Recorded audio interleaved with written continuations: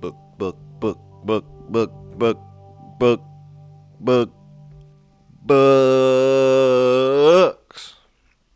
Okay, this is a call-in show. Today we're talking about books. Books, fucking books. You read a book. Oh my god, dude. I'm not the guy to do this topic. Books? I don't read. I'm one of these guys, I don't even think reading should be taught in schools. That's how much I hate reading. I've read 3 books, maybe 3.5 books ever, all time record, PR, 3.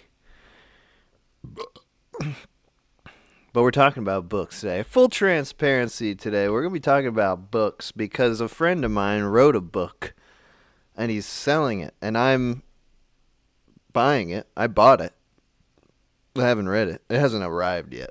So that's my excuse for now. But I'll have I got to make up a whole bunch of excuses why I'm not going to read for years. I'll read it. All right, anyway.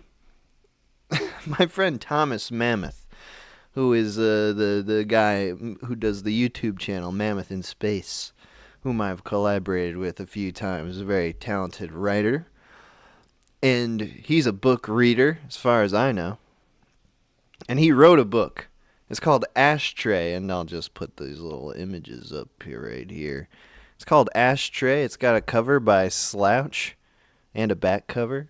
We're going to talk more about Ashtray. Thomas will call in at some point here, but just so you know, you can buy this book Ashtray by the YouTuber Thomas Mammoth, aka Mammoth in Space. The link is in the description of this video, mammoth.in.space. You can buy this book Ashtray, brand new book. Pretty cool. Write a book? Who does that? Actually, I take it back. Pretty cool, pretty nerdy, pretty gay. Basically, yeah. You wrote a whole book, bro? What? Okay, anyway. That was my endorsement. But we'll talk more about Ashtray later. This isn't going to be entirely Ashtray focused. We're talking about books. Like I said, I've read 3 books, but I'm open to books. No, I'm not. I'm closed off to books, I have to say. It's too hard. How do people do it? How do you do it? People here are reading books in the chat, in the stream. I mean, seems like a thing that people do. I don't get it. How do you do it? Oh, it's going to be a horrible stream. I can tell already. All right, you guys are going to have to carry this stream because I got just nothing on books. Oh, this is my idea for books. The future of books. Okay. I'm gonna make a book. It's got a hardcover. It's a nice book, but it's got pages. It's got like 100 pages, but they're all blank. And you use in the future the AR goggles of the future, and they just project the book's text onto the book's paper.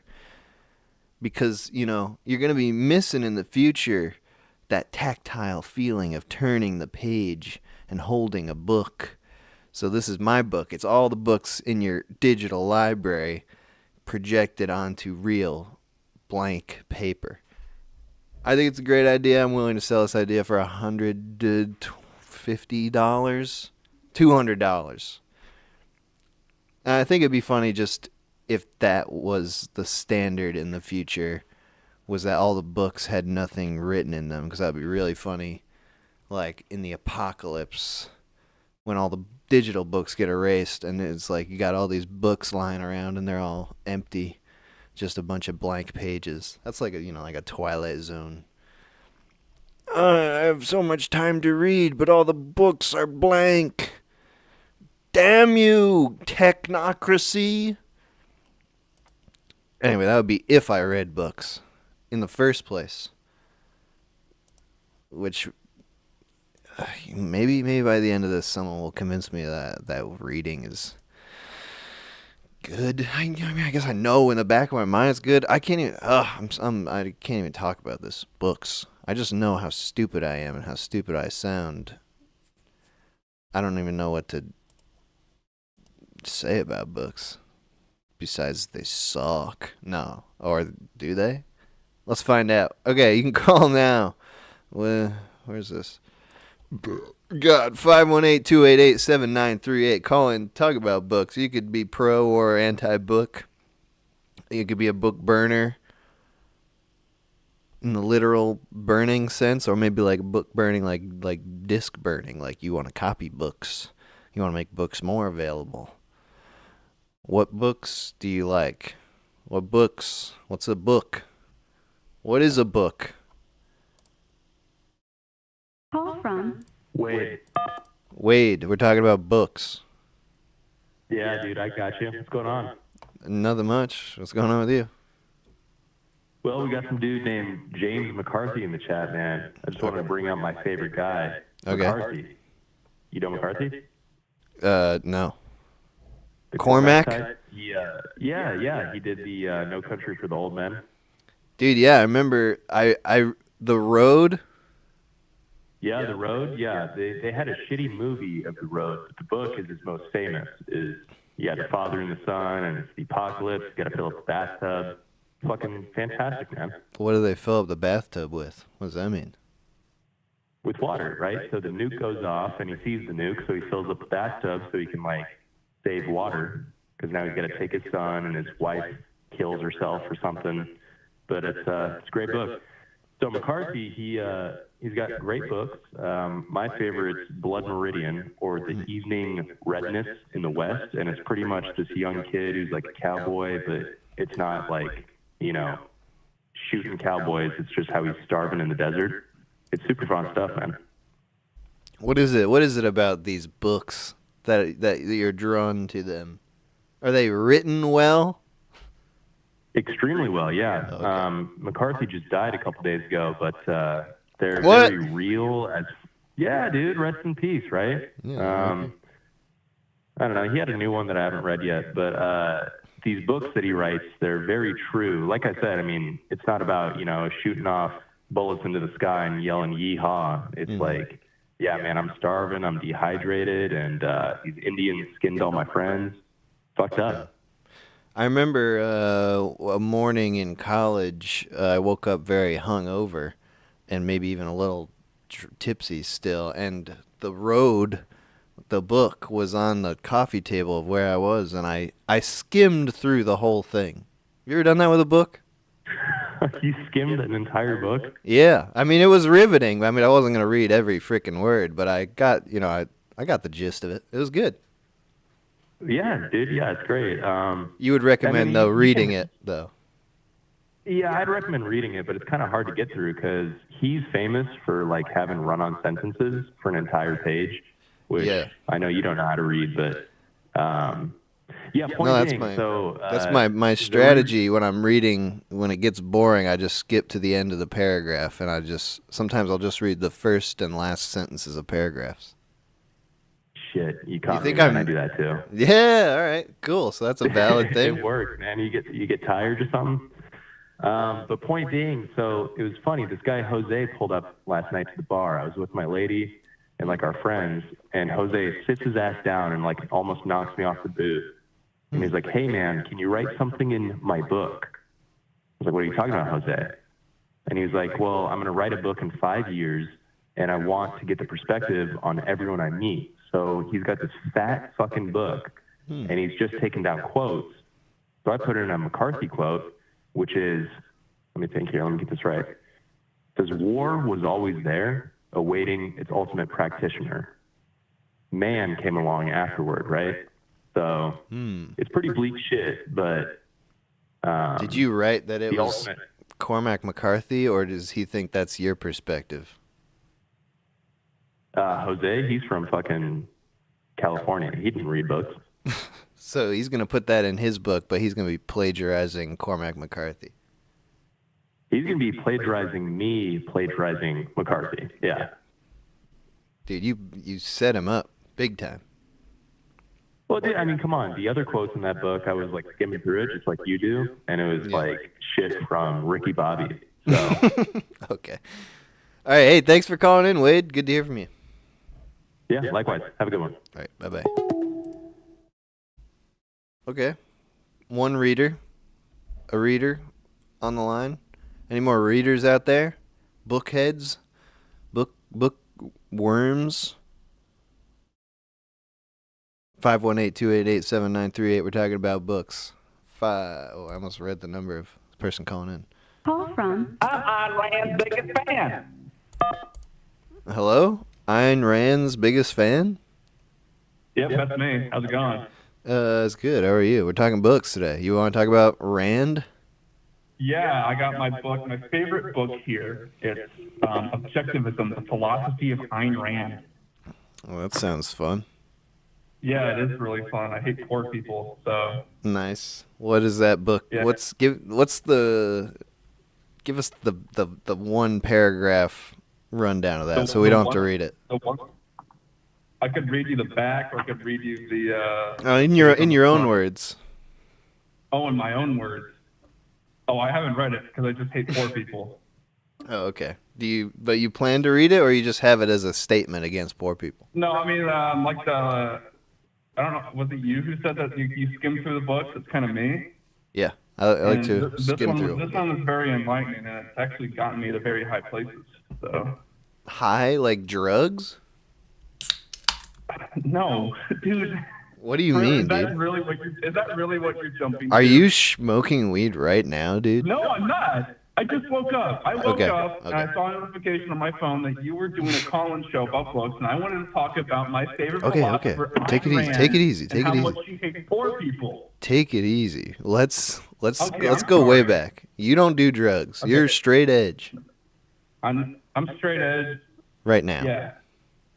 Yeah, I'm straight edge right now. All I right. don't So even- I don't even touch anything. what's the philosophy? But the short version. I mean, I know that these books are like, it would take days to just say them all. That's why I don't like them. There's some bullet points in the front of this book here that says All right. reality, sense perception and volition, concept formation, objectivity, reason, man. I don't even know why that one is in there. The good, virtue, happiness, government, capitalism, and art. These are bullet points. Yeah, these are literally bullet points at the front of the book. You will find all Like, of I- these I- within these pages. Yeah, I'm not even. I flip the cover open. It's right there at the front. All right. Which of those bullet points are you most excited about with this book? Man. I think concept formation. What does that even mean? Okay, well, lately I've been practicing this technique where I go up to a wall, I put my hand on it, and I visualize everything going on the inside. And Inside the I've been wall? doing that to yeah, so like you put your hands up against the wall, right? I'm right at a wall right here. I'll do it right now. All right, do it. So put your hands against the wall, Okay. close your eyes, Mhm. and what you want to do is you want to visualize all the sound in that other room. Let all that sound go into your hands, go through your body, go to your mind. You can see everything that's going on. I've been doing that to girls' locker rooms for years, man. Oh, dude. It is so sweet. So a book, it makes your imagination. It builds your imagination powers, so you can do that. That one is a favorite of mine. Same with the Egyptian Book of the Dead. This is a really good one. What does that do? What does that do to This girls' one locker actually- rooms? Okay, so Ayn Rand's concept formation, that got me on that. Egyptian Book of the Dead has been teaching me some pretty ancient dark rituals for magic and shit. For Magic the Gathering? No, dude. Dude, I'm practicing to be a warlock, man. For what? What are you gonna do? What's the end goal? Dude, what you don't want to do? Okay, you don't want to put your hands against the wall and imagine a bunch of naked girls in a locker room. I Come just on, did dude. that. That was fine, but I didn't need any powers for it. I didn't even need to read your freaking book. Are you serious? I did. Well, I'm just saying those things. I can make my brain imagine those things. Yeah, I think you're lying to me. All right, dude, whatever, dude. I'm glad that you're gonna be a warlock for whatever reason, but just don't. I'm gonna be a warlock practicing witchcraft and fucking spells and potions, and you're gonna be here Just imagining. not doing magic. All right. Well, thank you for calling in. It's good to hear from you. Well, thank you for taking my call. I hate poor people. Okay. Don't we all? Call from Clarence! Clarence, we're talking books. Hey, dude, what's up? You're always so chipper, Clarence. Yeah, I got something to say about books. I love books, man.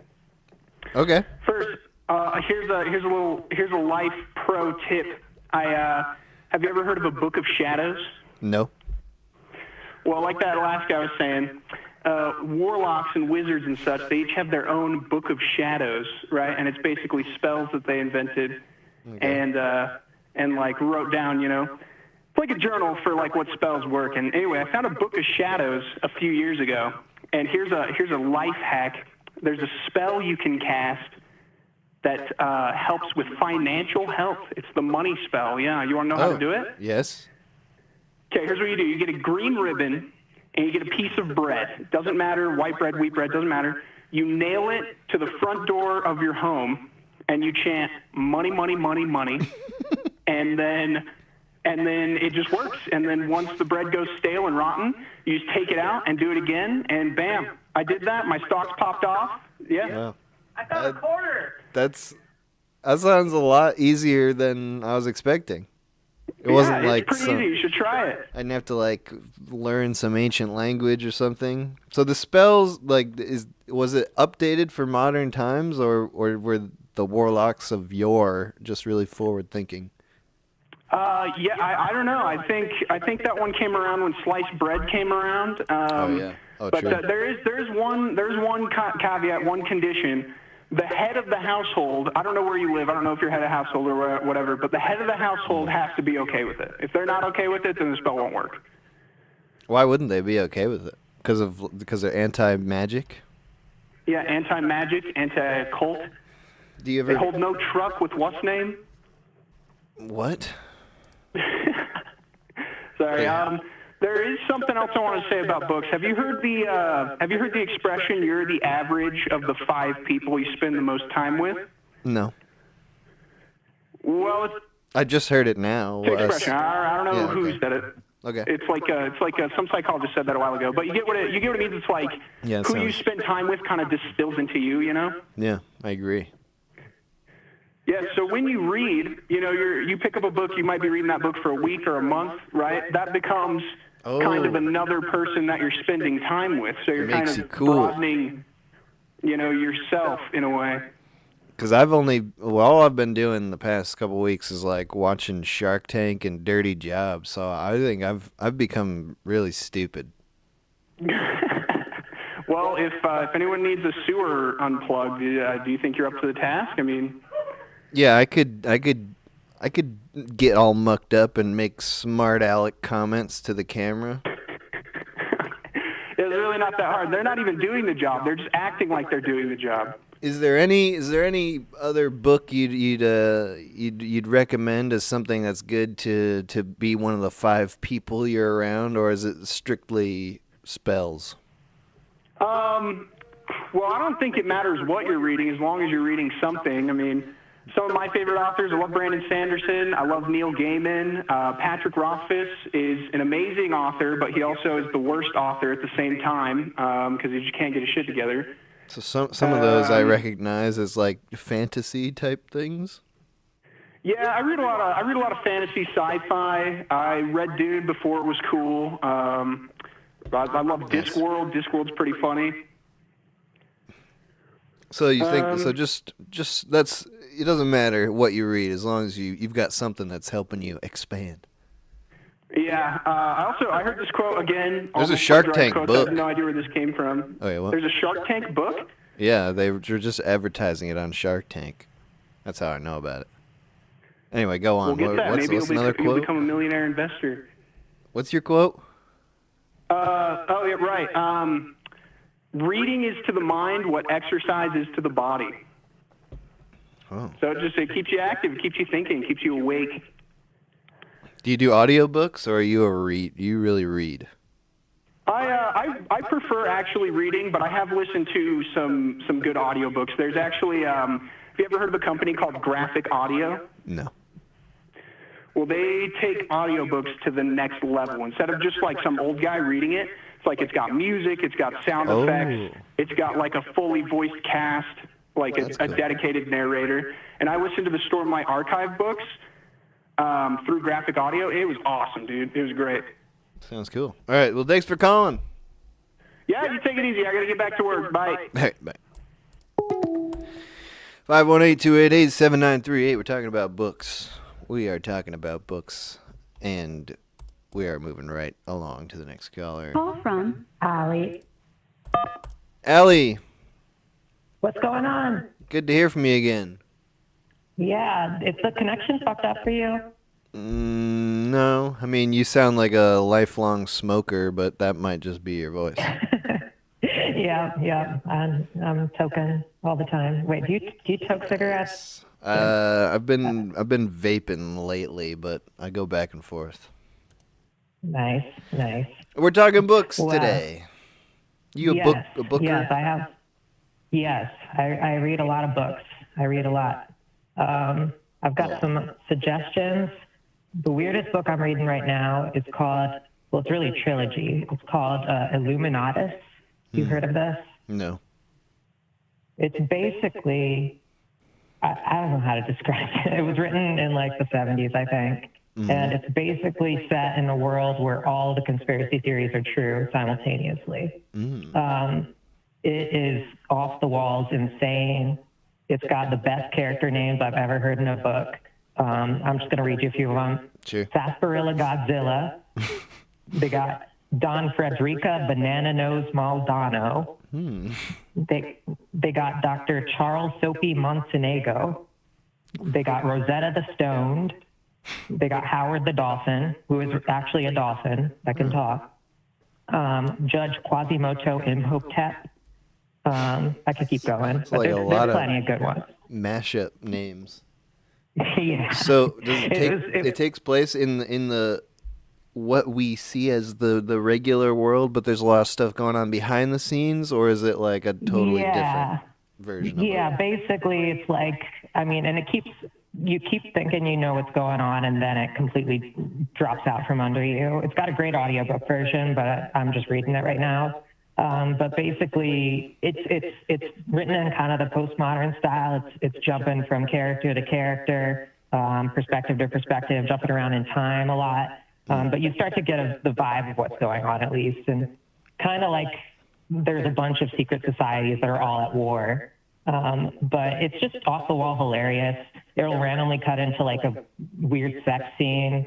Then it'll get really dark. It's just completely unpredictable, but it's been fun as hell to read. I would highly recommend it for people that haven't. I wish it got more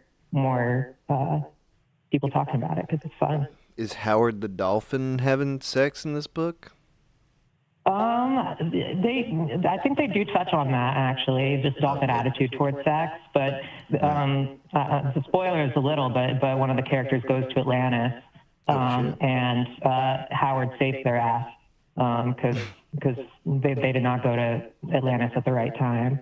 But the dolphins are way smarter than humans in this book. Like they're pretty enlightened. So do you like just sense like the 70s counterculture in this book? It's very of its time. Lots of LSD involved, I'm sure, in the writing. You prefer like a funny book like that one? I mean, yeah, I don't know. I've always been attracted to these kind of books, like long and kind of wild all over the place. But I don't know if I'd call it funny necessarily. I mean, it's. You said it was hilarious. But it is hilarious, but it's also dark at times, and there's actually more going on. It's. I don't know. I just like books with depth to them. You know, I've never been big on like the just goofy, like not like. What do you think is an example of like a book that's trying to be funny but actually doesn't really have much going on? I don't know. You don't avoid know. them. You Maybe don't know. funny is not the right word, but predictable. I like to be surprised when I'm reading something. You know, like I just think of the books my mom reads. No shade on my mom, and she reads like Jodi Picoult and like Right. I don't know, like these just like mom books. You know what I mean? Kind of like and just I'm the like, I just ultra don't- sad stories. The real and you kind of, heartstring. it's like a Hallmark movie, you know. Right, That's kind of right, how I think of it. It's like I just like when I like experimentation, you know. I mean, you've read the stuff I write, and Right. that's kind of how I you know, I don't know. But everybody has different tastes, though, you know. So And it seems- I don't know. It seems like the sort of book, like the one you're describing, the Illuminatus book, like you get the benefit in that of there's never ever gonna be like a movie or a TV series that's gonna be as crazy as that. Yeah. No, there's a few writers like that I would love to see somebody try to adapt to like a show, but it's so hard. Like a great example is Pinch Hunting's one example. There's been only a few attempts to do him. What? But then Who is it? Pynchon, you know, who yeah. wrote Gravity's Rainbow, Right. Inherent Vice. I think that was him.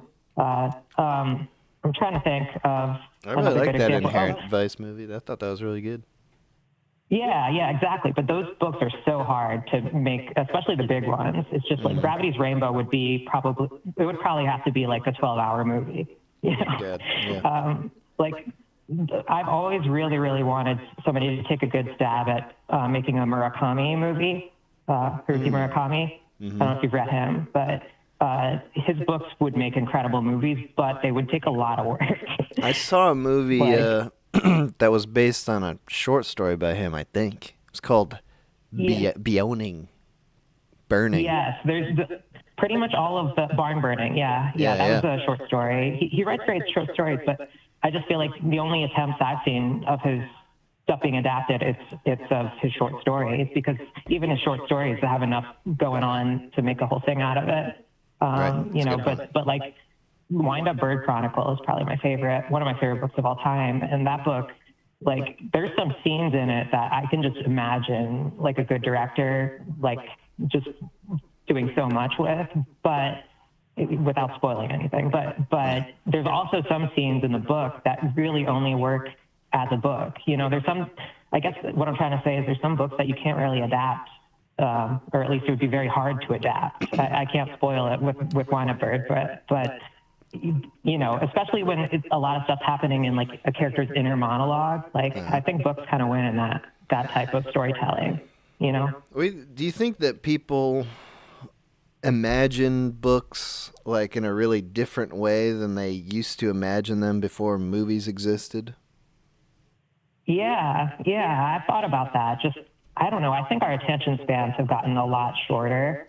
I mean, I'm college now as an older student, and I'm just seeing a difference just between me and the younger students, you know, just in terms of how long they can go in class without looking at their phone, you know. And so I'm just thinking of, you know, back before movies, like theater, you know, like the stuff that people would sit and watch. Like, I think people were a lot more patient back then, you know, like, But I don't know, you just go.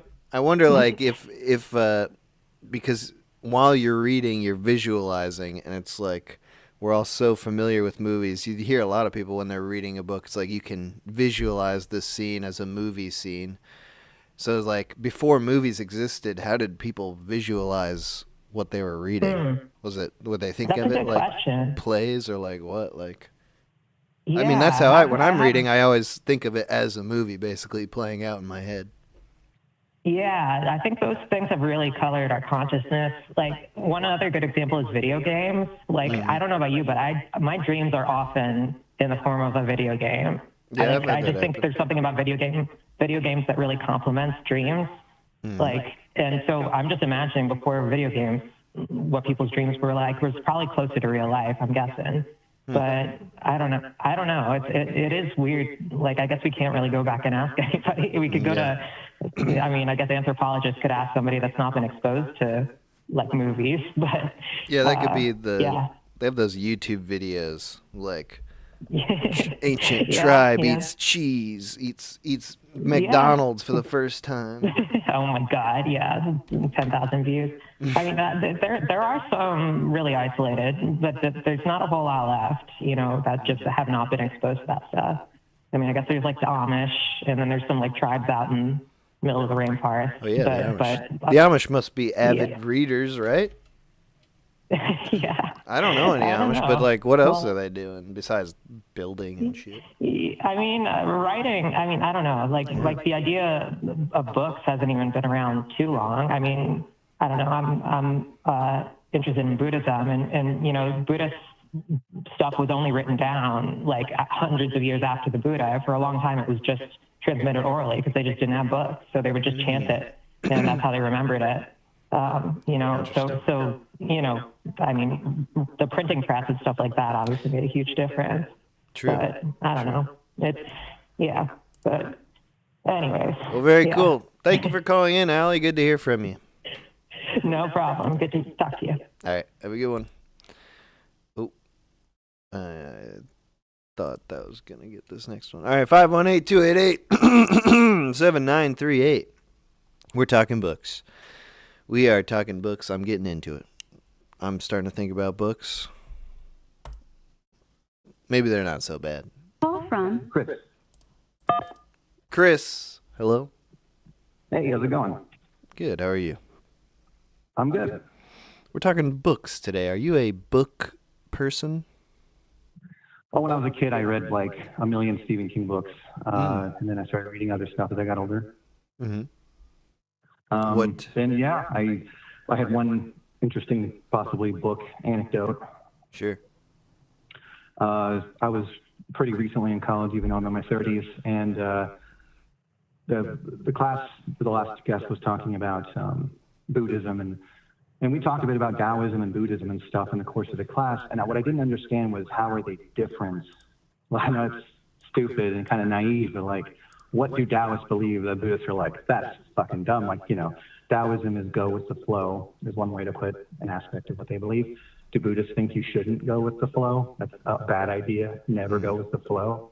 I think so. So I ended up trying to write a paper about the difference between Buddhism and Taoism. I had to track down this rare book I came across, which is writings of, it's like a research book summarizing times when Buddhism and Taoism were, of course, in the same place at the same time in ancient China, and the arguments they had trying to gain favor in the court and show that their religion was the right one, the other one was false, which could point out some ways in which they differ. There isn't really a great punchline to this story, but I saw some interesting stuff in the book, and long story short, I was unable, believe it or not, as a white guy who's never grown up anywhere near these religions, to truly effectively suss out exactly the point of Buddhism and Taoism, how they differ, and wrap it all up into a nice paper, but I tried.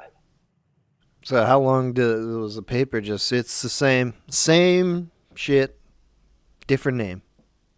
2 sentences. What I ended up doing is that pathetic thing that writers end up doing sometimes, which You're is probably wondering how I got here. Exactly. That's like the beginning of a movie. Instead of writing the thing you're supposed to write, you end up writing about the journey of you writing it. Yeah. That was a fun part of school. Media in the past. One of my favorite movies, Adaptation by Charlie Kaufman, is exactly that, but it came out really good. What? Adaptation? Yeah, you ever heard of that one? Yeah, that is like taking that concept as far as it will go. Yes, yeah. And I think after that movie, you probably don't really need to do the same. It's already been done. What do you think about books being adapted into movies? Is it good? Is it something? Is it never gonna work? Everyone that's always ever in the history of the world has said it's not as good as the book when the movie comes out. Well, there's exceptions to that. I mean, first off, just to answer the question, many of the best movies of all time were adapted from books. Many of the Passion of the most Christ. beloved. Exactly. I was going to say that one. I had The best. And I don't even have a second example. But a couple examples of ones I would say are better than the book. You've got The Shawshank Redemption. That was a novella by Stephen King that was pretty good, but it's not even particularly long. Most of the stuff that happens in the movie that's cool doesn't even happen in the book. Same thing with The Green Mile. I would argue The Green Mile movie was even better than the book. Dude, there's so Probably a lot many of people- Stephen King movies.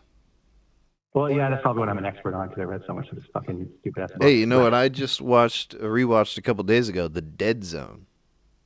Oh, yeah, yeah. I like You know it. what's funny? I first came across that movie, and there is a Dead Zone that has nothing to do with the Stephen King book. I started watching that movie. I was so confused. Al Pacino one. That's not about his book. What I was confused about with the Dead Zone was I was confused at what the Dead Zone was. I thought the Dead Zone was where Christopher Walken went in his coma, and then he was like halfway between the Dead Zone and the Life Zone. But there was just like the Dead Zone was just like it was some other thing. It was like I couldn't see the future entirely. There was a dead zone. I was like, oh, that's the Dead Zone? I haven't brushed up on my Dead Zone in a while, so I can't. I just watched it. Huh? Hey, what about Creepshow? Yeah, that was cool. You know, I watched it when I was a kid, and my dad loved all sorts of campy movies like that. And when you rewatch it now, it's unbelievably aged, let's say, but it's still charming. It's definitely not cool. scary, but it is charming. Yes, I like that serialized version of filmmaking sometimes when maybe the thing that you're watching, the part of the movie that you're watching isn't that great, but you know in 10 minutes it'll be the next story. Ooh. That is true. So what's the number one, I'm sorry to just zone in on Stephen King, but I'm just going to do it. What's the number one Stephen King literature you've read? I mean, because I'm amazed. There's so many. I've never read Stephen King in my life, but I've seen so many movie adaptations and TV adaptations. Yeah.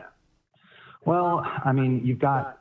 I think like the fan favorite answer that people would like me to say would be The Stand. It's this incredibly long book that's so interwoven with all these different stories that come together into this epic plot. And a lot of his books, including The Stand, have certain characters and themes. It's all part of one big universe. So if you get into that Stephen King Dark Tower universe, it becomes satisfying to read some of the best versions of that. I have a weird answer. My answer might be The Wind Through the Keyhole, which is an optional book in the Dark Tower series, meaning he wrote the whole series, and then he wrote this book that would fit between like books 3 and book 4.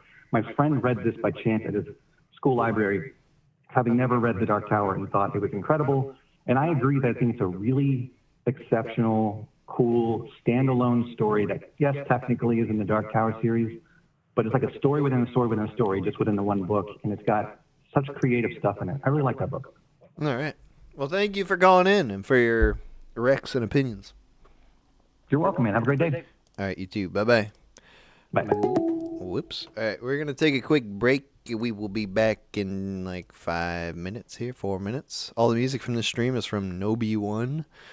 Also a YouTube guy, but he's got a Bandcamp. You can click on the link in the description of this video to listen to this album. This is all from Rest Stop Passing Through, album by Nobey One. All right, we'll be back in 4 minutes to talk more about book.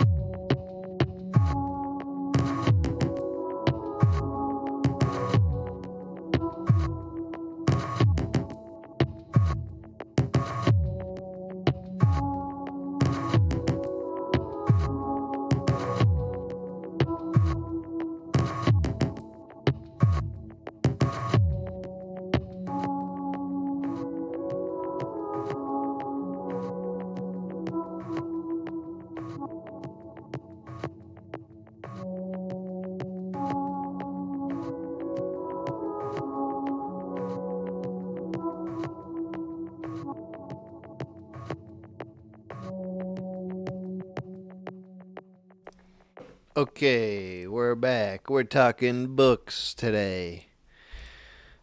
Books. You can call in now, 518-288-7938. Talk to me about books. Do you love books? Do you hate books?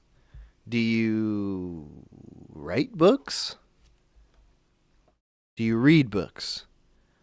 What is a book? What counts as a book exactly? There are notebooks. Call from Is that a book? Nikolai. Nikolai, hello. We're talking about books. Hey, what's up, man? How are you? It's good to hear from you. I'm good. How are you? I'm pretty dandy, thanks. Books. Yeah. Well, you're talking about adaptations for movies and stuff, and that's very relevant to what I'm reading right now. I'm reading the Lord of the Rings series, which is phenomenal. Are you a fan at all? No. I'm not a fan, but I've never read them. I remember trying to read The Hobbit when I was a little boy, and I got like 10 pages in, and that was that. You ever saw Lord of the Rings movies? I started watching, like, my friends were doing like a super extended cut Lord of the Rings day where it's like 15 hours and shit. I got through like the first 4 hours, and I was into it. Oh my god! But I had to do other things. What's wrong with you, man? I had other things. It's a journey. It's one of the most fantastic journeys ever. It's So how I'm surprised. How do the movies compare to the books? Well, what's funny is they obviously have to change stuff because they have to fit in. Back then, movies could only be an hour and a half long, where movies now are like 2.5 hours long. But they had to cut a lot of stuff. Dude, there's no Lord of the Rings movie that's an hour and a half long. That's a lie. Well, that's the theatrical cut. All right, there's a theatrical cut, and there's extended editions. Okay. The extended editions are the ones that are like 4 hours long, which is great. But they had to cut out a bunch of stuff and adapt a bunch of stuff. But the Lord of the Rings movies, honestly, movies can really fuck up the books. And the stuff that they did change, actually, a lot of it some of it kind of sucked and some of it kind of helped. Like it improved upon some of the stuff. But with adaptations, I would argue the Lord of the Rings is one of the best movie series ever, but one of the best adaptations ever. What does it for you? This epic is the sense of the epic adventure. Is it the lore? Is it the characters? What is it? It's a comfy journey, man. It's just just sit back, relax, and just enjoy the journey. There's nothing. It's just good. There's nothing. It's just a good thing. That's all it is. It's just a good, pleasant. It's like sitting down at the pub and eating a shepherd's pie and having a Guinness. Like it's like a good, nice, comfortable experience. What do you find relatable about it? Because this is like it's a whole it's a different world. It's a fantasy experience. So what do you find relatable about it that makes you able to connect with it? Well, I'm actually trying to connect with another book right now. You might have heard of it. It's called the Bible. Oh shit! Yeah. And I actually haven't been listening to the whole stream. I heard someone talking about Taoist stuff. That's when I tuned in. But as I'm listening to Lord of the Rings, I'm doing audiobooks, by the way. I can't sit down and read a book. If you struggle with that, get audiobooks. It's like a billion times better. Just fucking drive around on your commute and listen to shit. Okay. But the Bible, I'm doing. It's called the Bible in a Year. And I'm on my spiritual journey, trying to figure that shit out. Develop a relationship which is with God. better so far, the Lord of the Rings or the Bible? The Lord of the Rings is definitely more exciting. I'm on day 111 of Bible in the Year, and I'm on. How deep in? What is it? King David just cut off 100 or 200 foreskins of the Philistines and delivered them to King Saul. Is that a good thing or a bad thing? I don't know. The whole foreskin thing is very confusing. That's one of my things I'm wrestling with, trying to understand. It's even the guy that's in the Bible of the Year. He's kind of, you do a section of the Bible and then he kind of describes and tries to understand it. even him with the foreskin stuff, he's like, yeah, man, I don't know. I don't know. Has there ever been like a Bible guide that's like got a I'm thinking like a fantasy lore tracker where it's like got all the characters and there's like you can see all of them like foreskin status and other things too, but just like is there a comprehensive? Cause I feel like the Bible is so long, you know. Like I need to keep flipping back to some footnotes or something. I got to understand all the context. Well, I mean, that's why you need to, you know, I've never just sat through and read the whole Bible. I've, you know, identified as a Christian, but it seems kind of asinine to like identify as a Christian and not read the thing that defines being a Christian. Right. You want to be able to whip out some Bible quotes every now and then. You feel like a phony.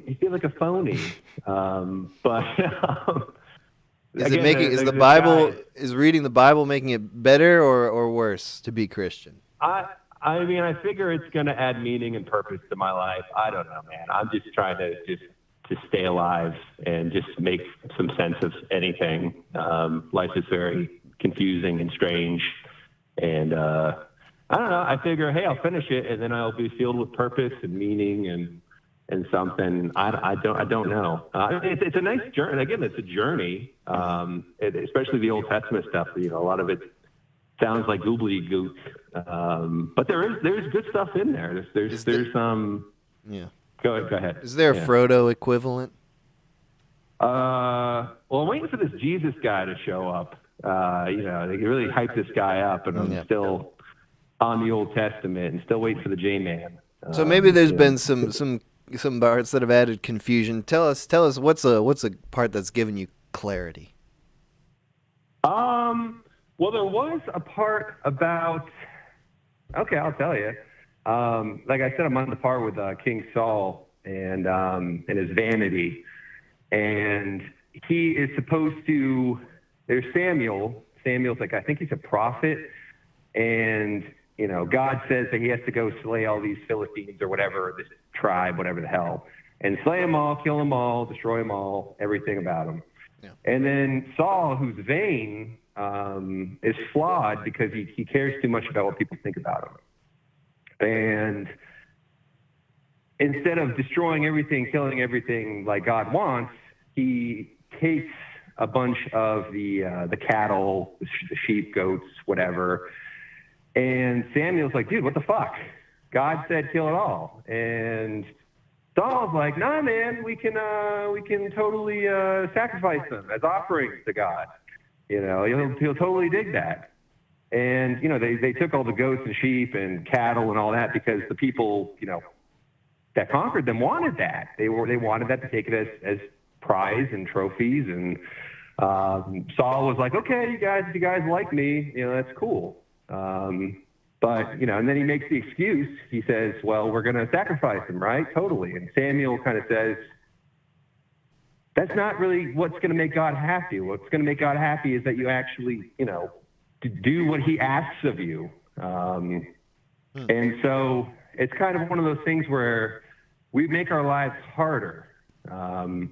You know, I've been thinking about getting married and, you know, just kind of messing around and not doing it. And I'm making my life harder by doing, instead of doing the thing that's hard, like getting married or killing a whole bunch of goats, you know, I live alone and I, you know, cook my own dinner, and after work, I got to go grocery shopping and I got to do everything on my own. It's just, instead of making a commitment and, you know, kind of fulfilling God's will by starting a family, you know, I'm like, oh, I'll just fuck off and play video games and drink beer and not, you know, so it's like you're making your life harder by not fulfilling God's plan. And so that's something meaningful that I've gotten recently.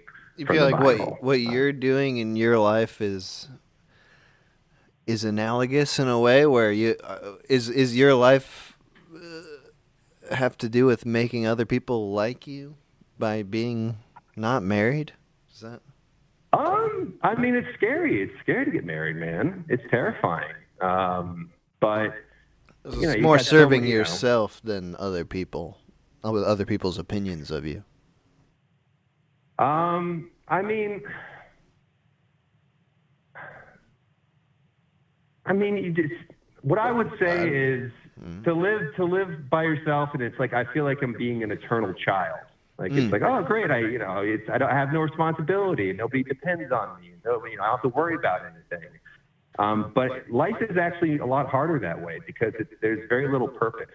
There's very little meaning to doing that. Yes, it's comfortable. It's nice. I don't have to worry about, keeping my job so I can feed my kids and provide for my family and all that stuff. But, when I come home each day and just kind of drink beer and play video games, at the end of the night, I'm kind of sat there and thinking, okay, what was that for?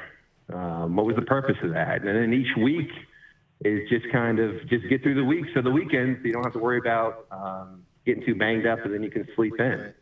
Then you get those dangerous questions like, well, why even get up tomorrow? I don't want to die. I just would like more meaning. And the fear, of course, of having children and a family and all that is the responsibility of that. You're a leader. You're the head of the household. You're a mentor.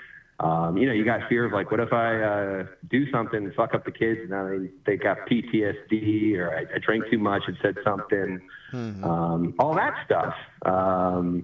But the fulfillment and purpose and meaning that you can derive from a family and growing that, I think, is a lot more fulfilling than drinking and playing video games.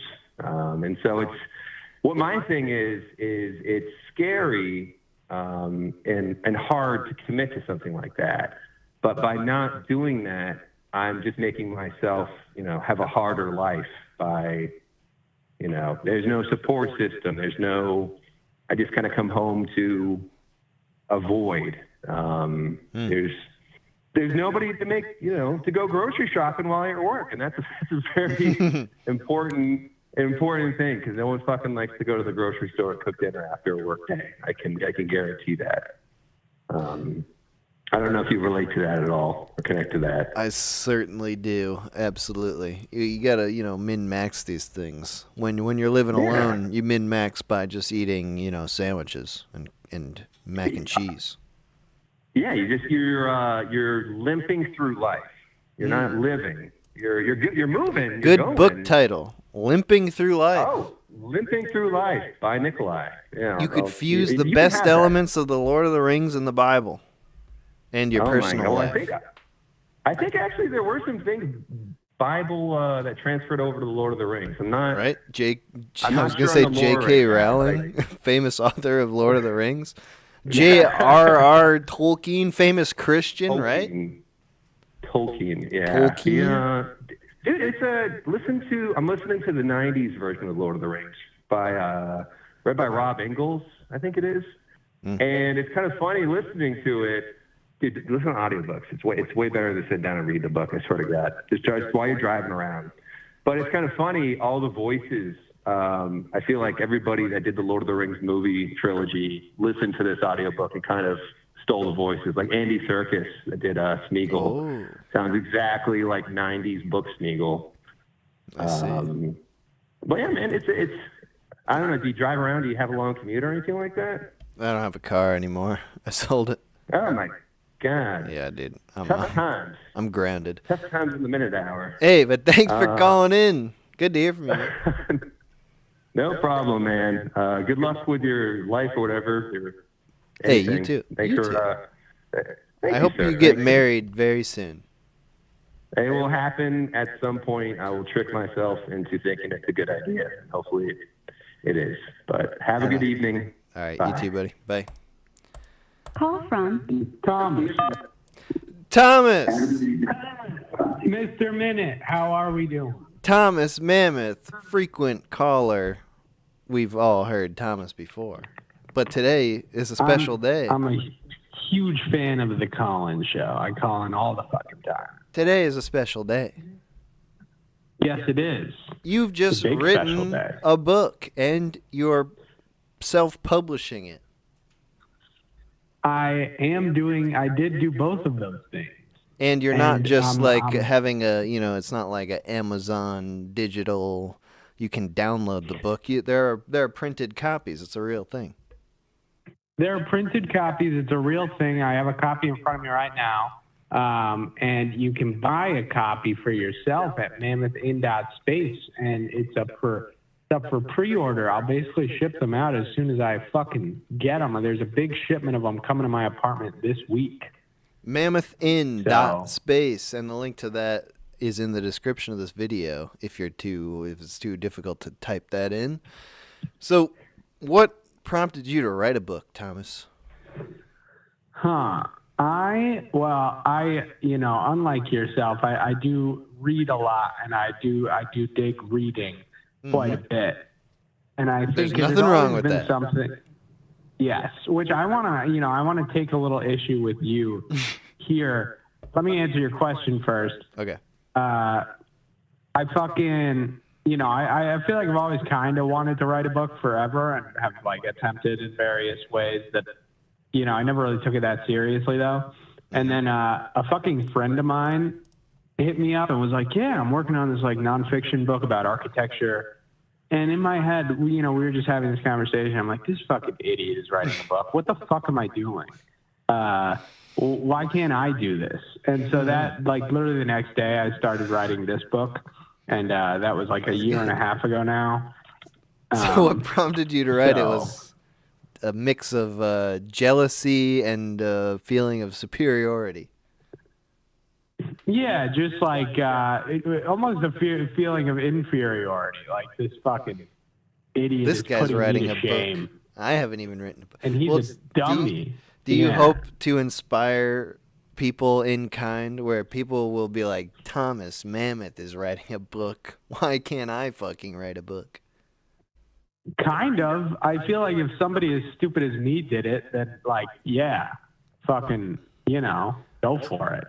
So what was like the process like? Is it just you got mad one night and you just sit down and you're like, all right, well here we go, I'm gonna start? Or is it like something you gotta map out, or do you just like start typing? So I think in my particular case, it was more of the former, where it was like I got mad and then I just was like, we're doing this, and then I just started writing. And in hindsight, or I guess I've started writing something new.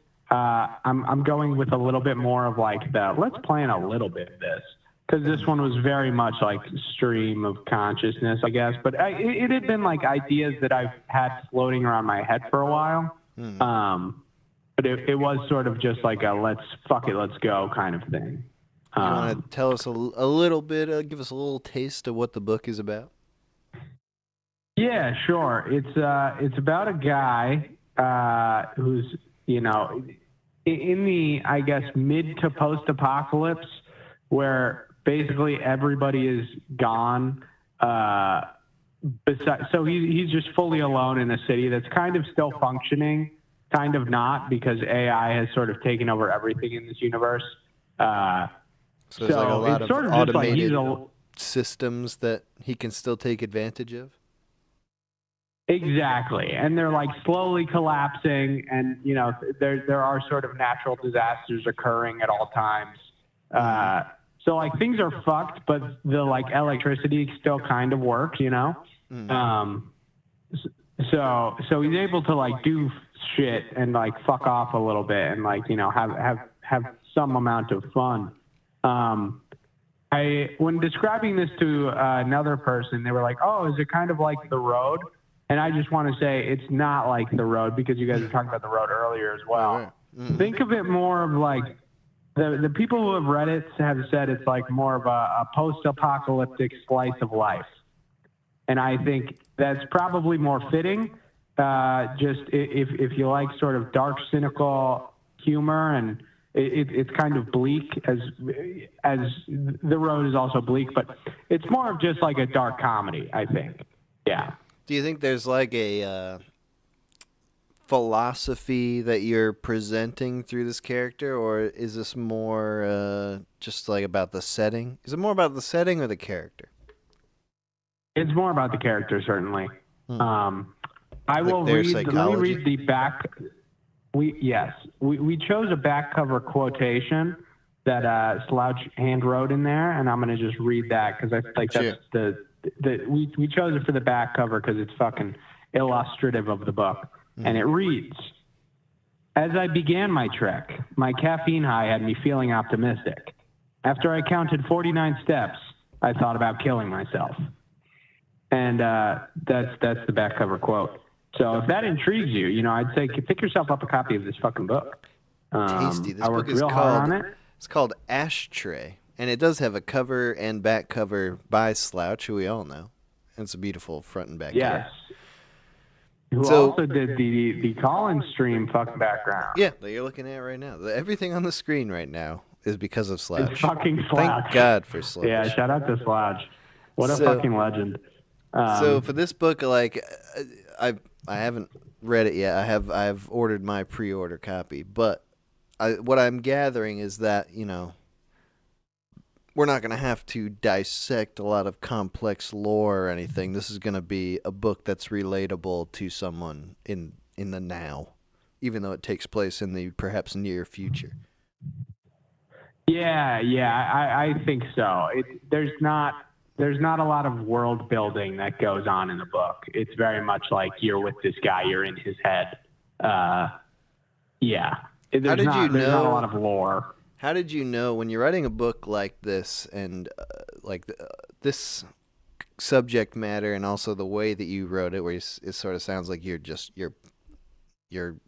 doing a stream of consciousness and plowing right through it. How do you know when it's done?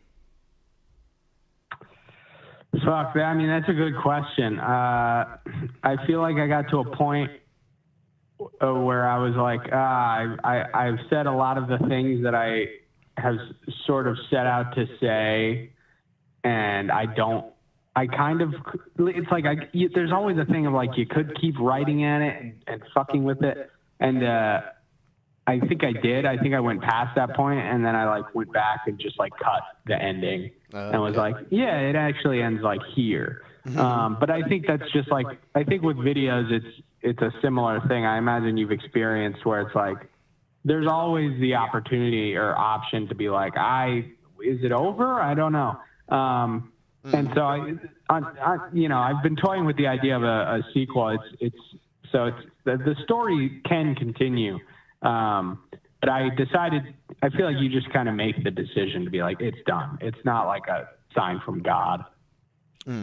So then how different are these processes? Like with, you know, you're making videos, but you also write the videos. Like the videos that I've worked with you send me like a whole script. And so there is a very clear writing element of it. What is the difference? How does it feel different? Do you have a preference for one over the other? I guess the difference is writing a book. I'm able to do so many things that I'm not able to do when writing a video script, right? Because when you're writing the video script, like you're doing some descriptive stuff, that's just to like set the scene a little. It's like you're mostly just focused on what's actually said, the dialogue. And you've probably got it in your head the whole time, like, I need to write something that I can actually film. Correct. Yeah, you're like constrained by reality. Whereas this, I'm just able to be a lot more free, and it's like you're able to just like let bits run or like do jokes that like, oh, I would never be able to do this. So it's like, why even kind of go down this thought rabbit hole for a video? And then because I let myself do that, you find things that you would have just never found. I wrote stuff for the book that I loved so much that I like tried to almost adapt my own shit into. I'd be like, oh, well, this could work for a video script, couldn't it? And every time I'd like try to adapt my own thing into a video, it just did not work. And I was just like, okay, well, I guess it just stays in the book, you know? So yeah, and it was a lot of fun to just write stuff that like didn't have to be just me and Eric, because that's also just like another constraint, right? Right. So, what do you think? Now, I got a question for you. Okay, Hold sure. on. Hold the fuck on. So I watched this movie. It's a very good movie, and I watched it because of you. And I think it's one of your favorite movies, if I'm not mistaken. I think I know what you're going to say. And it's called Mishima. Yes. It's a biopic about Yukio Mishima, a fantastic author. And then when I asked you about it, you're like, yeah, I actually haven't read any Yukio Mishima. I haven't, to this day. I bought some of his books just to support the estate, I guess. Never read a book. The like Japanese fascists that still are supporting him. I mean, I think, oh yeah, it's just such an interesting, it's like the meta story that makes Mishima for me. It's like you got this Japanese author who is, in real life, this is a real life story, he tried to stage a military coup against democratic Japan and reinstate imperialism because of, you know, the spirit of imperialism and like he's a legit fascist samurai imperialist. honor. Yeah, he's a samurai guy. Yes. It's a crazy movie because it compares and contrasts his short stories and novellas, which are, you know, represented through, like, you know, they're done in a cinematic way, but they're kind of like they're presented in an unreal way with like these kind of, you know, theatrical sets and stuff. Yeah. Yes. But in real life, this was a guy in the 1980s who tried to take over Japan with his private army. That's crazy. That's awesome. I wish more crazy shit was happening like that. It is awesome. Even if they're crazy people. What's the question? Is should I read Mishima? Probably. You should read Mishima. Some of the coolest parts of that movie are those stylized interpretations of his books. You know. So what have you read of him? I've read Temple of the Golden Pavilion, which is in that movie. Yeah, it is. I've read The Sailor Who Fell from Grace with the Sea. I've read The Frolic of the Beasts. I've read Life for Sale, which is a really popular one. I've read The Sound of the Waves. So what's your take on Mishima as a man and author? We know his real life story is that he's a bit psycho. I don't want to say full on psycho, but it's obviously a bit psychotic to think that you're going to take over like your country. So what's really your surprising interpretation about him? Yeah.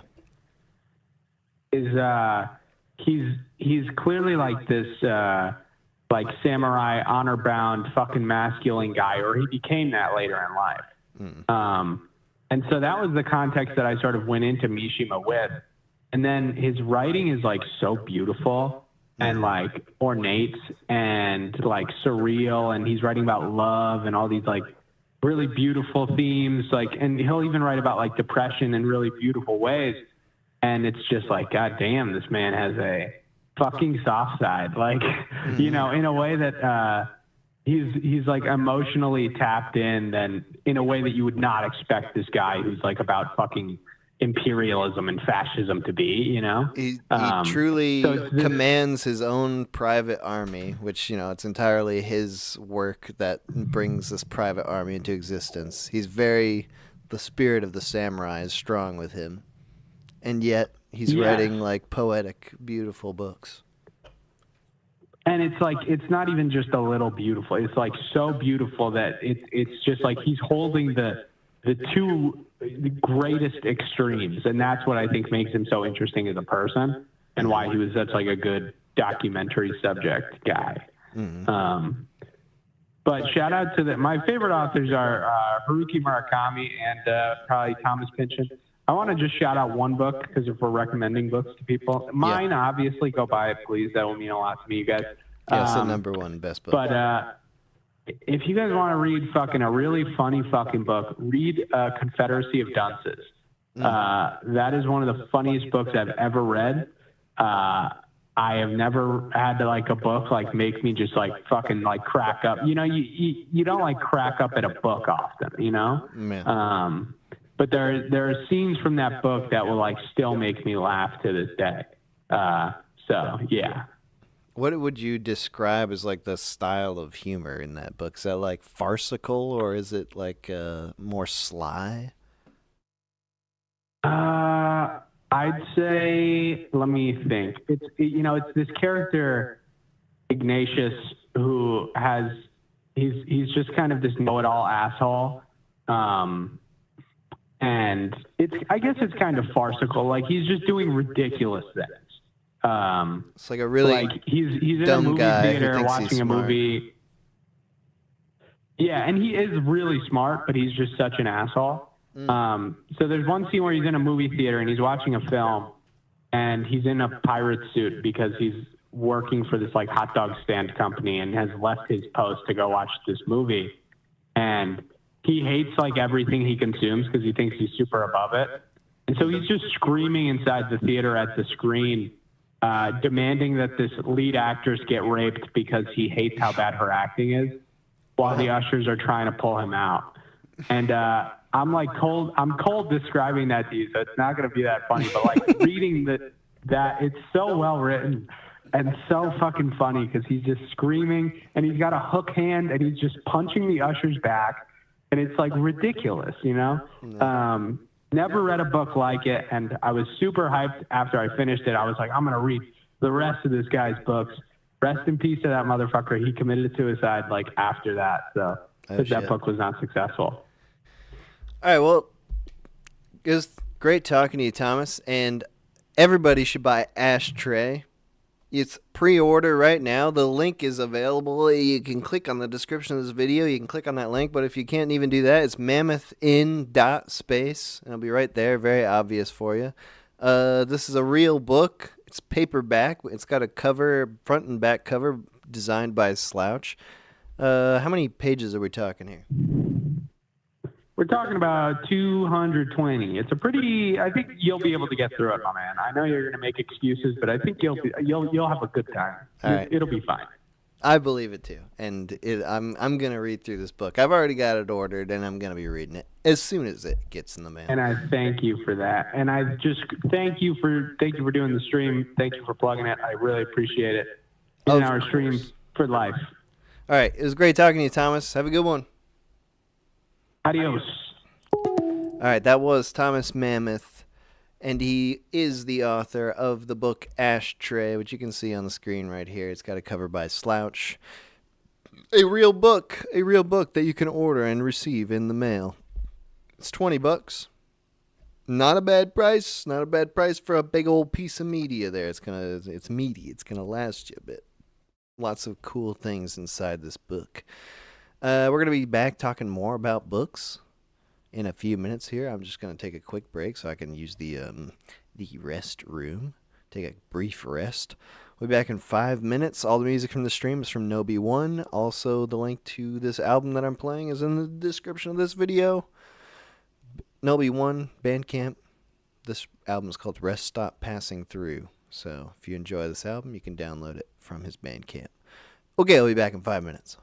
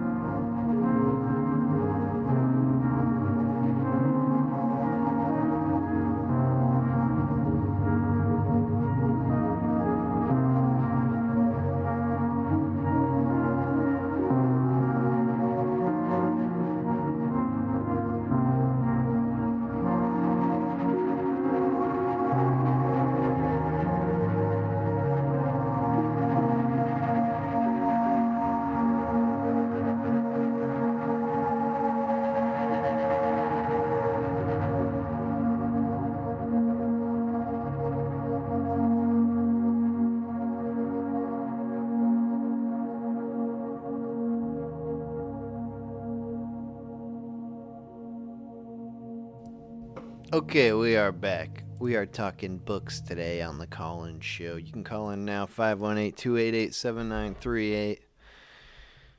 The topic is books. You know, I usually pick a topic that I know something about. Well, I shouldn't go that far. I mean, that I can bullshit about, at least. That I can pretend. This time, things are a little different this time. We're talking about books. Call from Dylan. Hello? Hey. Yo, we're talking books. What's up? Hey, what's going on, man? Well, I got a few favorite books. Could give you some of those. Let's hear them. But, so one of them would be 1984 from George Orwell. Classic book. Yeah, and Animal Farm by him, too. Also classic. I read a lot of 1984. Yeah. I've been a long-time fan of yours, man. I just bought that T-shirt of the head bob. Oh, hell yeah. Thanks, dude.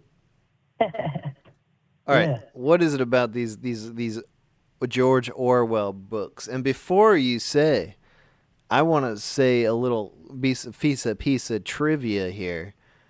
George Orwell, Orson Welles. I think Orson Welles' first name is George. He's like George Orson Welles. What's the deal? Oh, that's a good question. All right, never mind. Forget that. Don't worry about it. Maybe. Oh, you know? Well, he might have wrote under another name. I'm not sure, but I know that other people have done that, like Mark Twain. What's just his to see name? if he's any good. Mark Twain? It's like Samuel Clemens. That's true. He has a different name than Mark Twain, too, even. But all right, anyway, I was reading Huckleberry Finn by him, and I have never laughed so hard reading a book. Because of what? Okay, so he's like sneaking out of his house in the middle of the night, and they had like a slave on the property that was like up late at night watching the property, and he's like holding his breath because he realizes that he's about to see him, and then he's talking about how he has like an itch on his face, but he can't scratch it because then you'll hear him. So he's sitting there and like explaining that and like that feeling. And I just couldn't help it, man. It's hilarious. So the you have to read it for yourself, though. Yeah. I'm not going to be able to dictate it like Mark Twain. This is a special part of books, is they can take these, minute moments that we all experience and turn them into a book. Yeah, he had to sit there and wait for the guy to fall asleep. So, all right. And then when he did, they pranked him. So what are you looking for in a book? When you're picking up a book, it's a new book. You start reading it. When do you tap out? When are you like, you know what? I don't like this book, or do you have to finish it before you decide? Well, I noticed with movies that like you definitely have to finish it before you can judge it. And, yeah, but I'll go into seek mode. I'll start pressing the right arrow key and go 5 seconds at a time. So if I don't like a movie, I'll just be like, oh, here's a scene with the woman. Just skip right past that. I don't need to see her boobs. Right. Okay. You don't have a similar feeling with books where you're like, this part's boring. I don't care about this. Yeah, it does feel that way, especially if they got like a dialect you're not used to or something. I'm not one to read too many books, but I always try to read something that's like very highly rated because I don't like that feeling of like, oh, well, I bought this book and now I'm just going to put it in a pile of other books and not read it if I remember that it sucks, you know. So you do actually try if you bought a book, you're gonna finish it? It depends, man. Because sometimes you buy books to learn like a certain thing, and then other times you read them for enjoyment. So there's always Yeah, I that. remember a time when I was on the train once. This is like 10 years ago, and there was a guy who was like he was an immigrant. I just assume. I feel like I can tell, but he was weeping while he was reading a book. He was on the train and he's reading this book. He's got it in his lap and he's weeping full on, like like sobbing. And he would like collect himself and then turn the page and just like immediately start weeping again. And the book he was reading was Business for Dummies. You ever have an experience like figuring that? out that he's fucked. He's never gonna figure it out. It's like He's my business is gonna fail.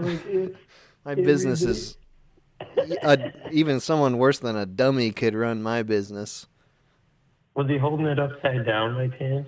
No, he was. I mean, it was hard to say whether he was reading it at all, but it was right side up. So, is there a book that gives you a really emotional response? Is 1984? You read that and you're just like, is it emotional or is it kind of an intellectual response of like, oh, I understand and I am worried about my world based on this book world, or is it an emotional thing? I definitely like put myself in their shoes. So I usually, get emotional about it if it's an emotional book. And that's the type of book I like to read, like One Flew Over the Cuckoo's Nest. So like, you gotta put yourself in that situation where you're with a bunch of crazy people and you don't feel like you're crazy. You know? How much of it is on the author and the writing, and how much of it is on the reader to get into that, like in a way that they can actually feel emotional about it? Well, I think that you have to have like strong characters, because I feel like everybody can relate to a character if it's strong enough. Does that make any sense? But do you think like you could be such a good reader that any book, no matter how stupid it is, you could feel it out and be in there? I think you can reach anybody, because like really, they have books that are like technically for like teenagers, or and they can be pretty good. Hunger Games? Trying to think of the name. Well, yeah, I mean, that'd probably be a good example. I haven't read those. I watched those movies, but... What's like a book that you've read that once the second you finish it, you're just like, overrated? Never. Yeah, You love books. Well, in school, they made me read some books. Like what? But I'll be honest, like, there's a way to cheat around books. Oh, yeah. You can just, like... to write your reports and stuff. You can just read stuff on the internet about the book. Oh, yeah. Easy. That's all I did. So you never forced yourself to read a whole book that you didn't like. If you were not liking it, you just either not read it, or if it was for class, you'd look it up. Oh, well, I'd say like my favorite book is probably The Outsiders. Oh. If you've ever read that. I've read some of that. For school. And like Matt Dillon, who played Daly in the movie, like that's who I was named after because of the movie. So I guess because I have a connection that way that I paid more attention to it. And that's actually why I started reading more books. So where are you at now? What's the last book you read? Huckleberry Finn was the last book I read. Awesome. All right, nice. Yeah. So all the books that you've been talking about, like classic literature, you ever read like a modern book? It's just hard for me to remember the names of them because they're just like Something in Darkness, or I don't know. All right, well, hey, thank you for calling in. Yeah, absolutely, man. Big fan. Yeah, Take care. Thanks, Ben. Have a good one.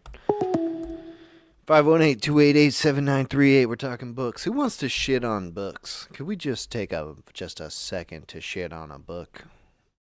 Any book. We shat a little bit on Jodi Picoult. Remember seeing those books in mom's libraries? Call from Greyscale Peacock.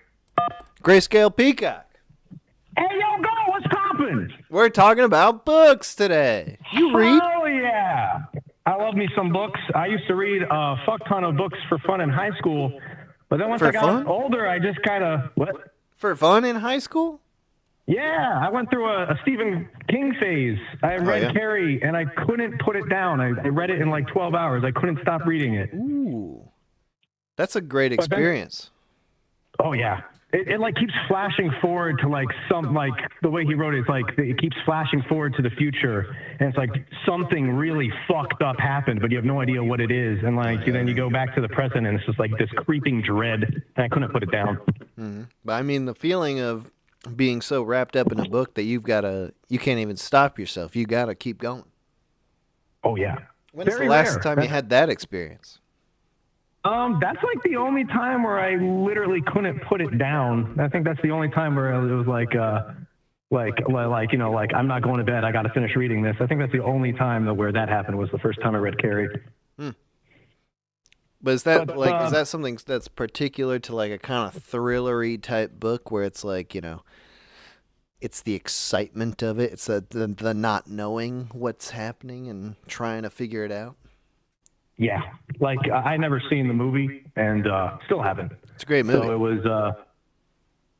Is it? Yeah, I love it. Like the old one or the new one? I know there's two versions. I haven't seen it. I haven't seen the new one. The old one is very great. It's got one of my favorite horror movie endings of all time. It's got the book's got one of my favorite endings of all time. So if it's true to the book, then it's probably a banger.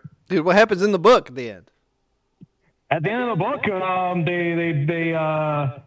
they make her prom queen, and like there's this one girl who like actually genuinely wanted to help Carrie, and then like Carrie like locks the doors and like they drop pig blood on her, and she gets mad and she locks the doors and just starts killing people. But then she like goes on a rampage through the town and kills her mom, and then she finally confronts the girl that was actually trying to help her, and like she drops dead or something, or like someone kills her or something like that. It's been so long since I read it. And like the girl that was actually trying to help her is like one of the few people who survived, and she's just like traumatized, and like she's like someone that you see her perspective from in the future, like in the other parts of the book, like that she's gonna survive. So it's. But she gonna become like a crazy person because she's so traumatized? She's not gonna become a crazy person because she's so traumatized, but she's definitely like never the same ever again because like some supernatural shit went down and a bunch of people died. Yeah, how are you going to explain that away? How are you just going to live your normal life after that? Exactly. All right, so that's cool. What are you reading now? Yeah, but okay, yeah. What do you want to talk about? Well, I was thinking about like a few years ago. I was thinking about how I never had I stopped reading for fun, and I don't know. I kind of came in late on the stream. I only came in started listening when the guy was talking about the Bible. And I don't know if we discussed the pros and cons of audiobooks versus regular books. Very minor. I gotta see what? Just a little bit. We can keep going. Oh, okay. Well, because I have a hard time like sitting still. It's not like ADC or anything like that. It's just like I just never learned how to sit still. And so reading books, I'll like pace around with the book, and so it's kind of difficult for me to do that. But there's one book where I'm like I was like, I'm going to read this like a physical book, and that's the Savage Tales of Solomon Kane, because it's a collection of novellas, little pulp novels of like this like pilgrim guy that's like this Protestant guy that just goes around like hunting demons and stuff. It's pretty cool. Or Frenchmen. Usually it's Frenchmen, and like the Frenchman like made friends with like a supernatural monster or something like that.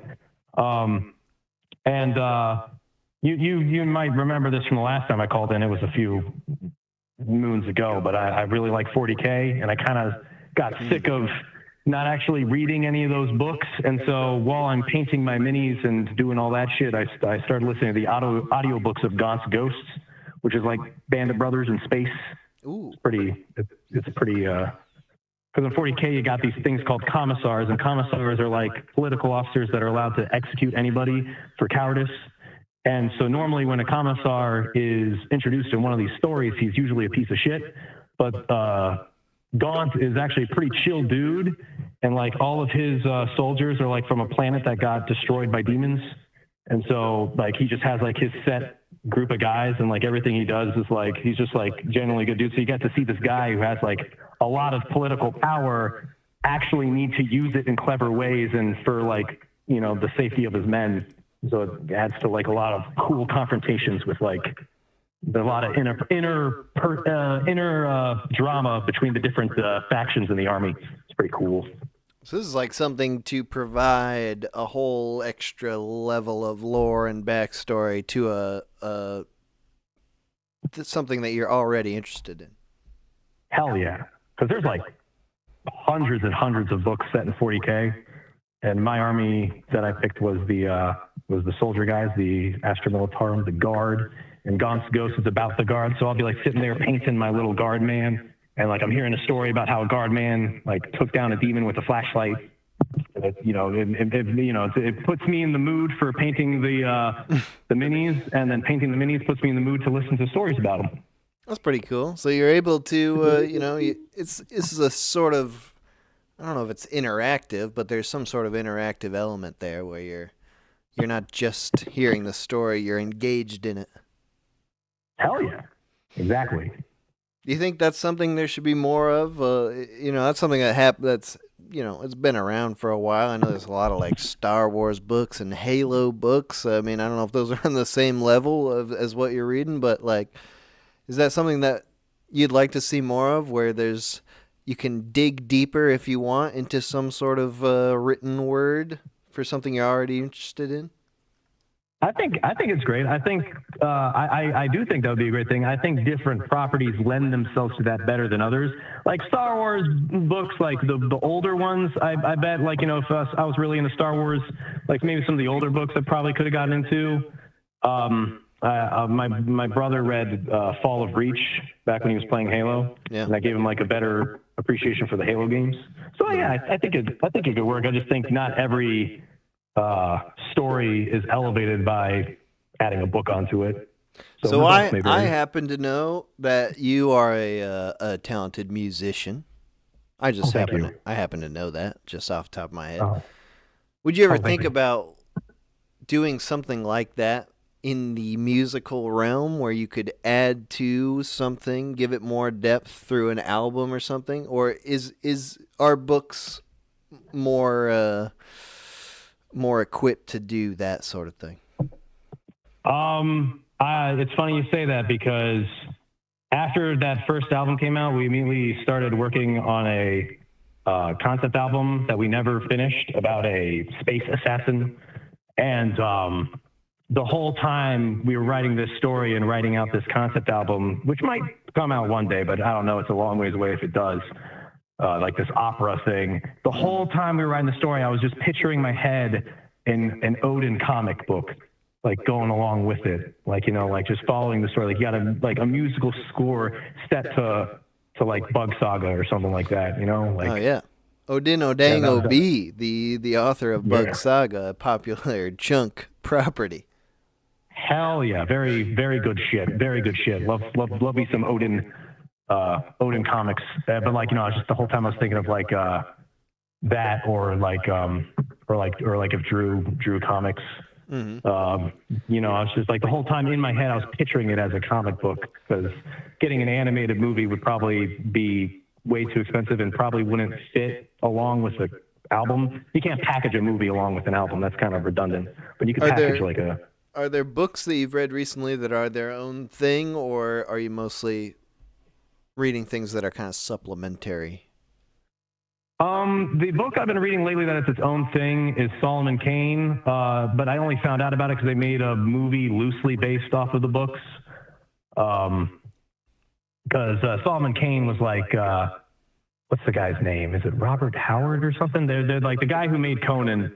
He who wrote the Conan the Barbarian books. The other character he wrote a lot of was Solomon Kane, and right. He's like a Christian, right? He's like a...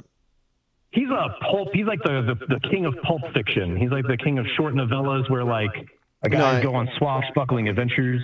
I mean Solomon Kane in particular, the character. What is his? Oh yeah. He's like a Christian guy who's like in his stories. There's not a lot of evidence that like God's real, but he's dealing with a lot of supernatural shit.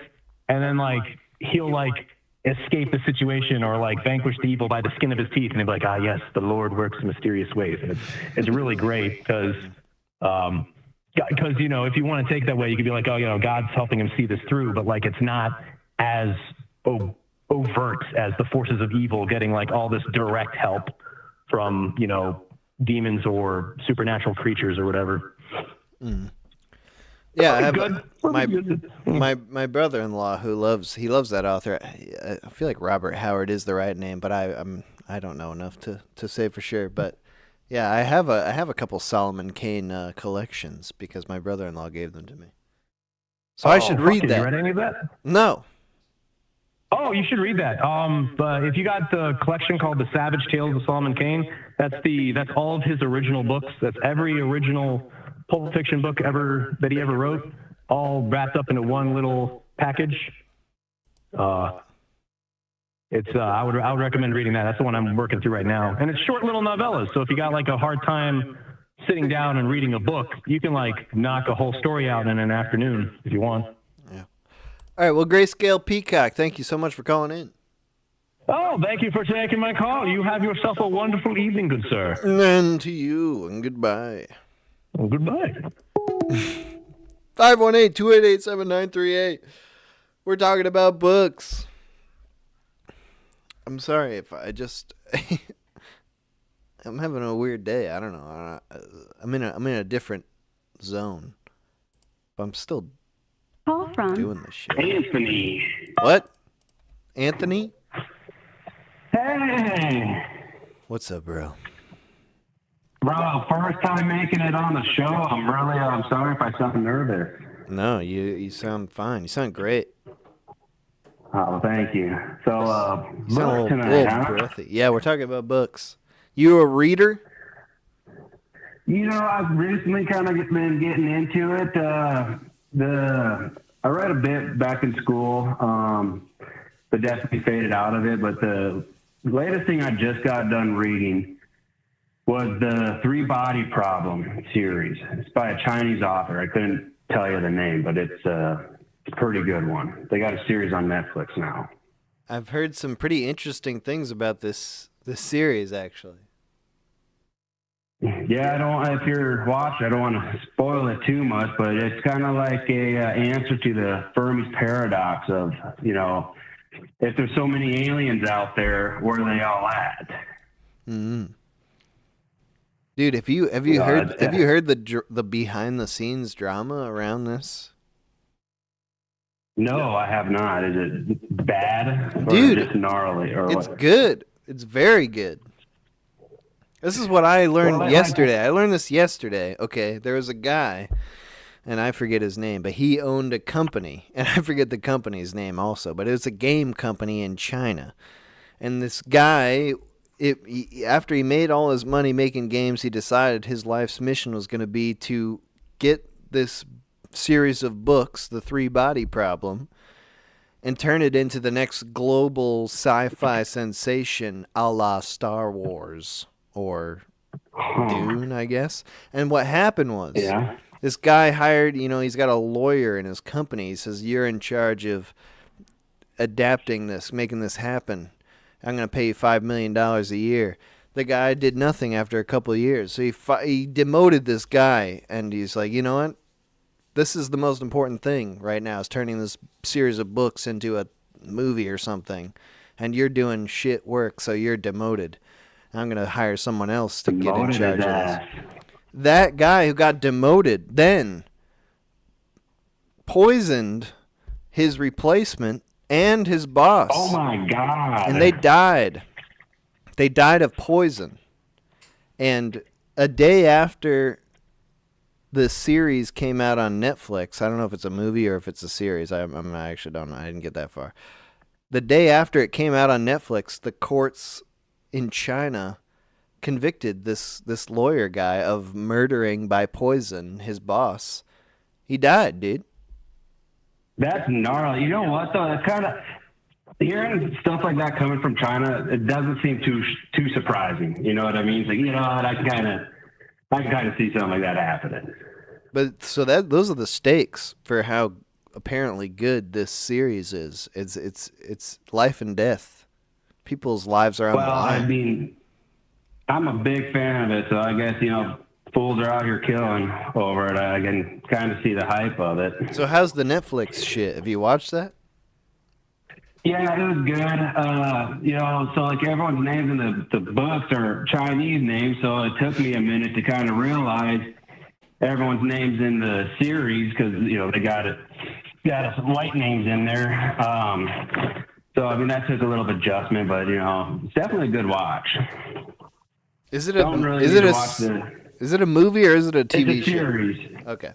Yeah, it's a series. It's like, I think, like hour-long episodes, if I remember right. But, so you give it the wreck. You give it the murder was worth it. The murder was definitely worth it. I think it'll do better for the world. Yeah, it seemed. I mean, I was reading this article. It seemed like a publicity stunt, poisoning. No, definitely. But he really gnarly, died. But you know, giving us some good shows. I think it's definitely not a bad thing because I kind of do feel like, you know, at least entertainment-wise, we've kind of like hit the cap. You know, with so much Marvel and superheroes out, so I'm really kind of burnt out on that stuff. So it's nice to see something new and refreshing. Yeah, it doesn't matter whose lives are at stake. I mean, whose Chinese lives are at stake, right? I guess. But no, I did not hear about that until today. I learned something new. Yeah, it's good stuff. Interesting. You know, you don't ever hear about. It's not like Harvey Weinstein. You know, it'd be cool if he got poisoned or something. Like, you know, you don't ever hear about murders. You know, it's definitely the guys who really deserve it seem to get away with it. Well, it all worked out, so, you know, we can't complain. Hey, thanks for calling in. Definitely not. Hey, thank you. Have a good day. 518-288-7938. We're going to do a bit more. I feel bad because I don't know what to say. I don't know what to say about books. Like, I wish that I read books, but on the other side of things, Call from. I just don't want to. Hello? Oh, shit. Hey, what's up, man? Yo, dude, you're on the Books call-in show. Hello. I've been a on and off viewer of you for quite some time. Wow. What happened? Why'd you get off? Why did I get on? Well... No, why'd you get off? You said on and off. Why did I get off? Sometimes I'm just out on the weekends, and that's kind of when I've been watching you. It wasn't like something I said. No, I don't get really offended by people, or at least I try not to, you know. All right, so what about books? What do you think about books? Well, about 8 months ago, I decided to look at my Audible account.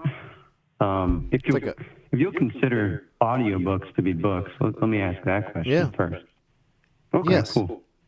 And back when I got my Audible account, like years ago, I got a bunch of credits, and I don't know why, but a bunch of history books really interested me.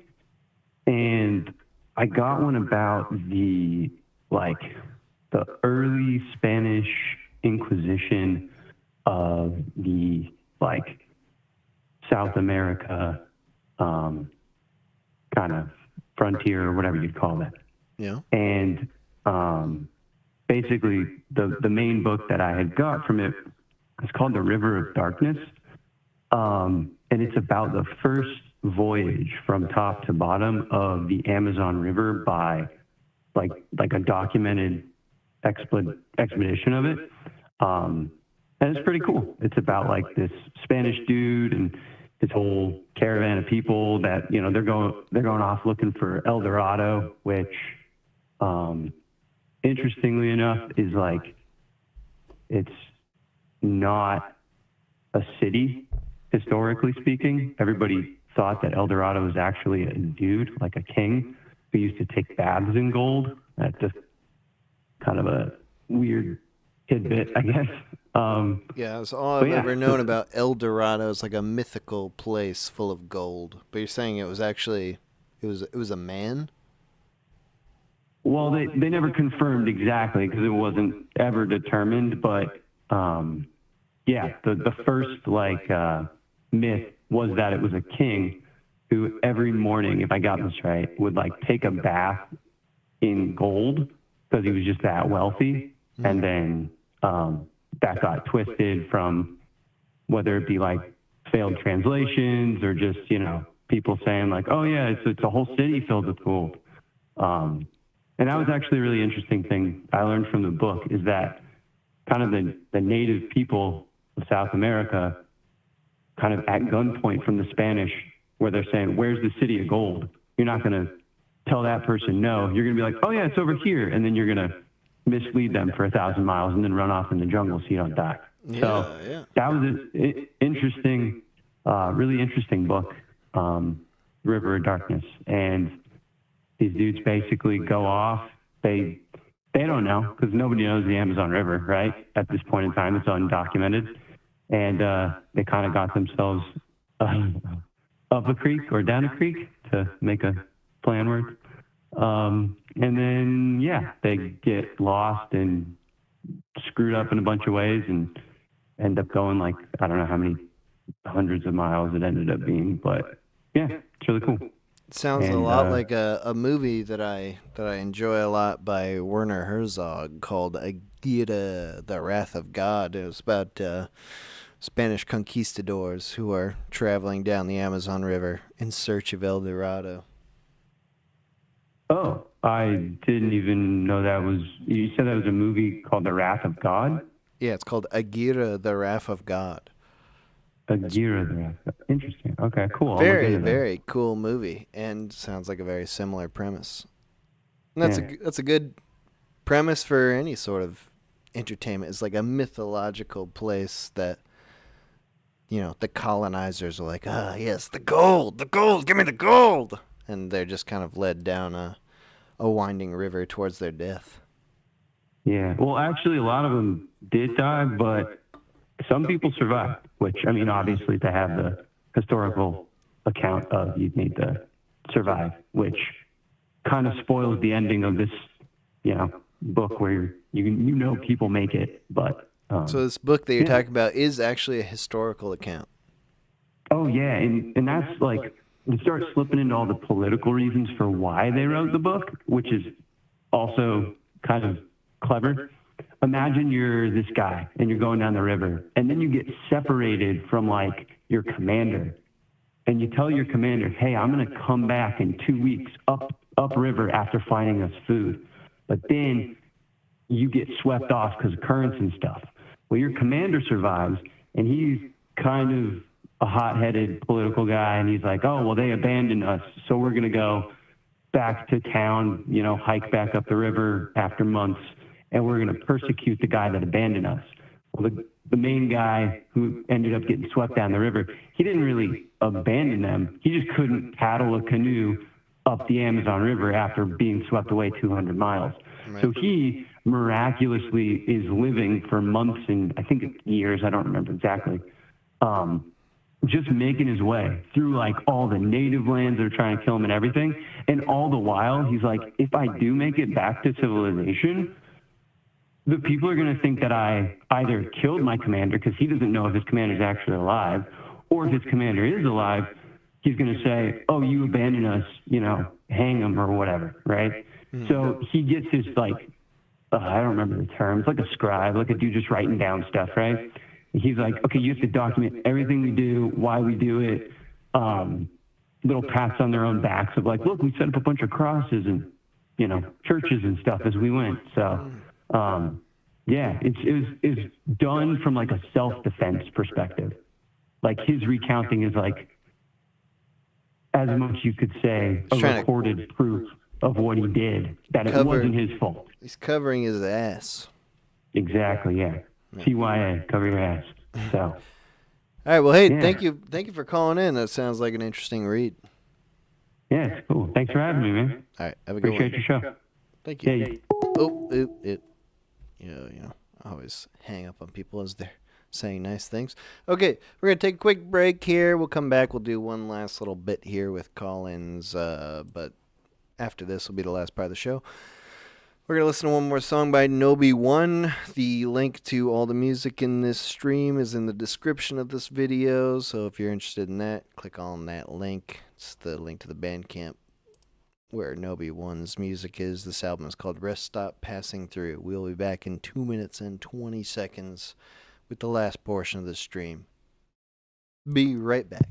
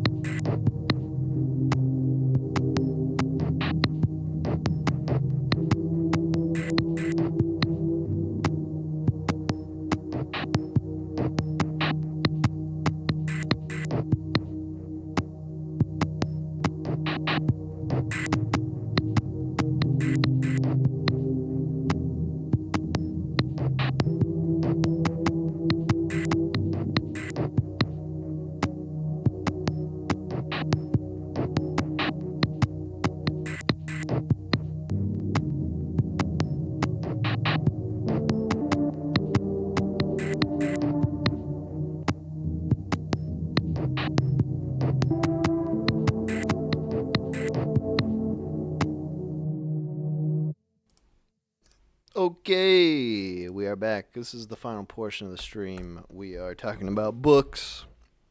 The call-in number is 518-288-7938. And we're just talking about books, you know. If you got a book wreck, if you want to shit on books, it's been all pro book so far. No one's called in and said, hey, books, what a bunch of BS those are. Call from D. D? Yes. Hello? Hello, we're talking about books. Hey, what's up, man? Let me mute the TV so we don't get an echo. Hey, cool. Hey, what's up, man? I have been watching your animations and audio plays for a while and really enjoying them. And I've read a lot of books. A lot of books. Nice. Yeah, the irony is, though, so I'm 43, and I may have actually read, like, quadruple digits books, but I just don't anymore. And it's not that I don't read, it's that I read more than ever, but it's online. So it's like, you know, you ask this question of, like, yo, our books are still good, and I'm like, well, yeah, but I think it's like it's becoming more a discussion of writing, and is writing good? And then we can talk about formats and nostalgia, and that's cool, too, but... What's your thought then? Is writing good? Yeah, that's what I ask. Listen, I hate to say it, but I've seen some commercials for dumb shit that had better writing than long books with high ratings. And I mean, I know it's like, you know, it's a viewer's opinion, but you know, I've studied this stuff a lot. I'm an artist. I've been a writer. I used to write poetry. I've done a little theater. So I've got a developed opinion. And it's just like, you know, I think everybody's seen that sort of thing. Like, wow, that was a really clever, dirty limerick in the bus terminal. And then you're like in school, maybe reading a textbook is the most boring crap. And one of them has a price tag on it. So it's like, for me, as a creator, it's a weird question. Because, like, I've wanted to write a book, but I feel like you're hitting an audience mostly that isn't kind of a now audience. You know, I think people who read books frequently are getting older and older. And, you know, as obviously people are still reading books, but I think it's like we don't have as much time. There's more going on. I'm sorry. I should give you say something here because I can go on forever, man. Well, this is an interesting point, though. So is the idea that, like, you can find great writing without reading a book, and it's not necessarily someone's written a book that makes it great writing? Yeah, you know, and then if you start talking about things like improv style spoken word, including like freestyle rap, I hate to say it, but some of the coolest things I've ever thought of, I'll never remember because it was just something I said to someone in a really clever moment. And I hate getting in the habit of like, I got to write down everything because then you like start missing life. I was in a photo in college and I started to realize that every time something cool happened, I wasn't experiencing it because I was trying to capture it. And I don't know, it's like somebody's thinking about creating or writing. My tip to you, 80% of what you make, you shouldn't give a shit about. Like, I'm in the kitchen singing little dumb songs, and they come out really good. But if I thought about recording it every time, then you let go of that freedom of creative flow. So I think a lot of writers probably spend a lot of time writing crap on a napkin. You know what I mean? What do you think is the... Assuming that the motivation for a writer who's writing books isn't just that, like, I have to do this and I have to appease my publisher or something, I have a deadline or something, what do you think is the difference between just having an interesting thought versus I'm going to sit down and write a whole book about this? You know, I've thought about that a lot. And I like to see, I'm in this place of arguing, and I think as creative tools are becoming more accessible and self-publishing, and you can see I'm going to go somewhere with self-publishing here, more and more people are artists. So if there's a thing, well, if everybody's an artist, then no one is, right? And I'm like, I'm calling that bullshit. Okay, it's all about this take our jobs thing. I think if we want this AI future crap, I'm paraphrasing here, living wage for everyone, then you can talk about that artist life. Because, y'all, I'm an artist. I live in a ghetto comfortably, but I've been homeless many times, and a lot of times because, you know, I was raised amongst Gen X and they're like, don't sell out. And I just stuck with that, and now I'm hearing more and more about music distribution companies, any kind of creatives are just getting into contracts. They don't realize they're not going to really get paid. Because if you don't make a mass threshold, like if you're not PewDiePie, you ain't making no living wage. And, you know, so my thing is, like, people are increasingly oversaturated in the media market. And I have to say, if you want to put an artistic mind to it, 99% complete garbage. I mean, we all are in here in YouTube and whatnot. We find what we want, and the algorithm gives us stuff. But if we look through, we'd be like, what? Because I've tried. You know, just go to YouTube's main page. You're going to throw up. It doesn't matter who you are.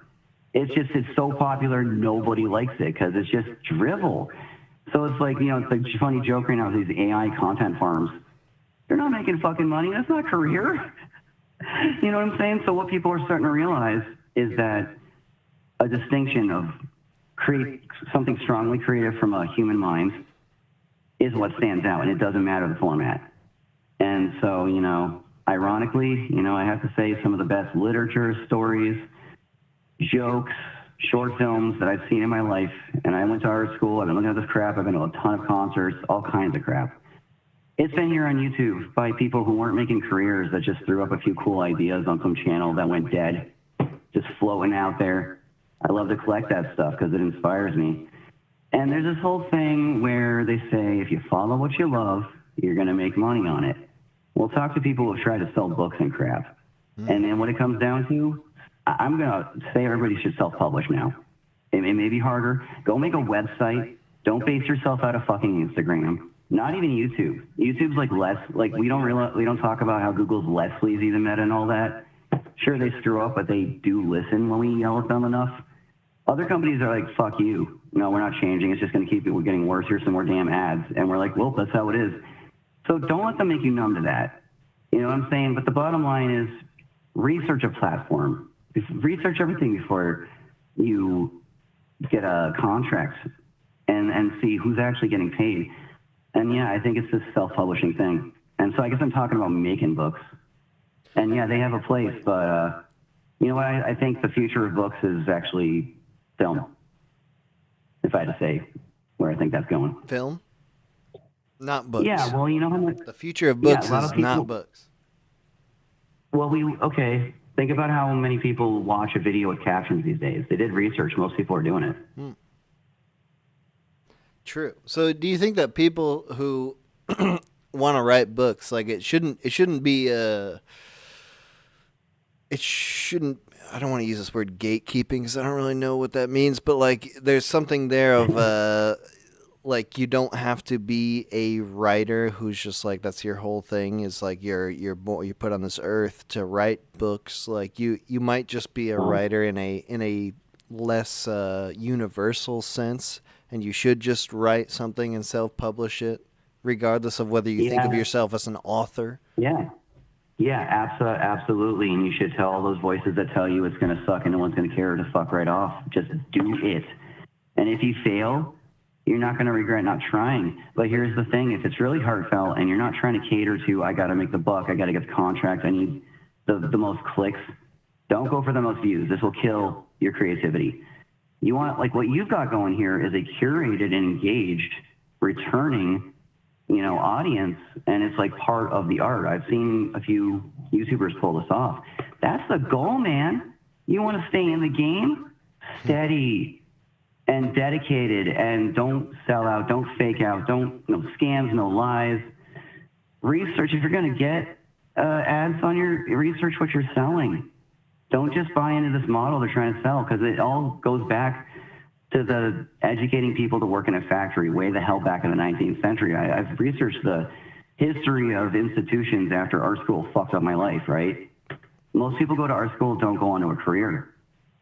You end up catering. I was in fine arts. You end up catering to an audience that is the hyper rich, and they trade your life story and paintings like it's trading cards, and they just love it when you OD and die and shit like that. That makes the value of your work skyrocket. Oh, yeah. They love the suffering artist. So fight that. If the art's killing you, then something about it's going wrong. And you got to find the way it's healthy for you. Don't push to overproduce. Yes, regular, but it's that steady. It's that steadiness. You don't want to hit burnout. How might one actually, like, because it seems like what you're talking about, like a significant portion of that is having an audience to talk to. So how do you build that audience? If you're a guy who's if you're just a guy who's writing books, I mean, like, I'm a guy on YouTube who does audio stuff. So, I've got an uphill battle, but I've been doing it for a really long time. If you're just a guy who's writing books and the requirement for engaging with your art is a lot higher than mine even. Mine is higher than someone who's making videos, but like for someone who's writing, you got to have an audience that's willing to engage with it and like read it and put it in their imagination. How do you do that if you're starting with nothing? Well, I mentioned I'd been through some hard times. I'm kind of starting over. It's really weird because I'm in the same job market as like younger people and I'm facing the same issues. I got some experience. I know how to spot a lot of the more common scams to take in your time and energy. But it's hard because when you don't want to sell out, then it's all you. You got to claw your way up. Mm-hmm. And I know what I found, though. See, I'm actually, I'll say writers, creators, diversify. Don't just do one thing. See, I'm also an amateur radio DJ on a nonprofit channel. Mm-hmm. Hosting a dark wave show. I like to try to make it very varied. They were like, creative freedom. It's dark-ish. So I've even slipped some vaporwave and death grips in there while it's the goth music. Mm-hmm. But so what I found is that I got into that gig, and that I have any kind of engaged fan base because I kind of one-to-one. It's that human connection.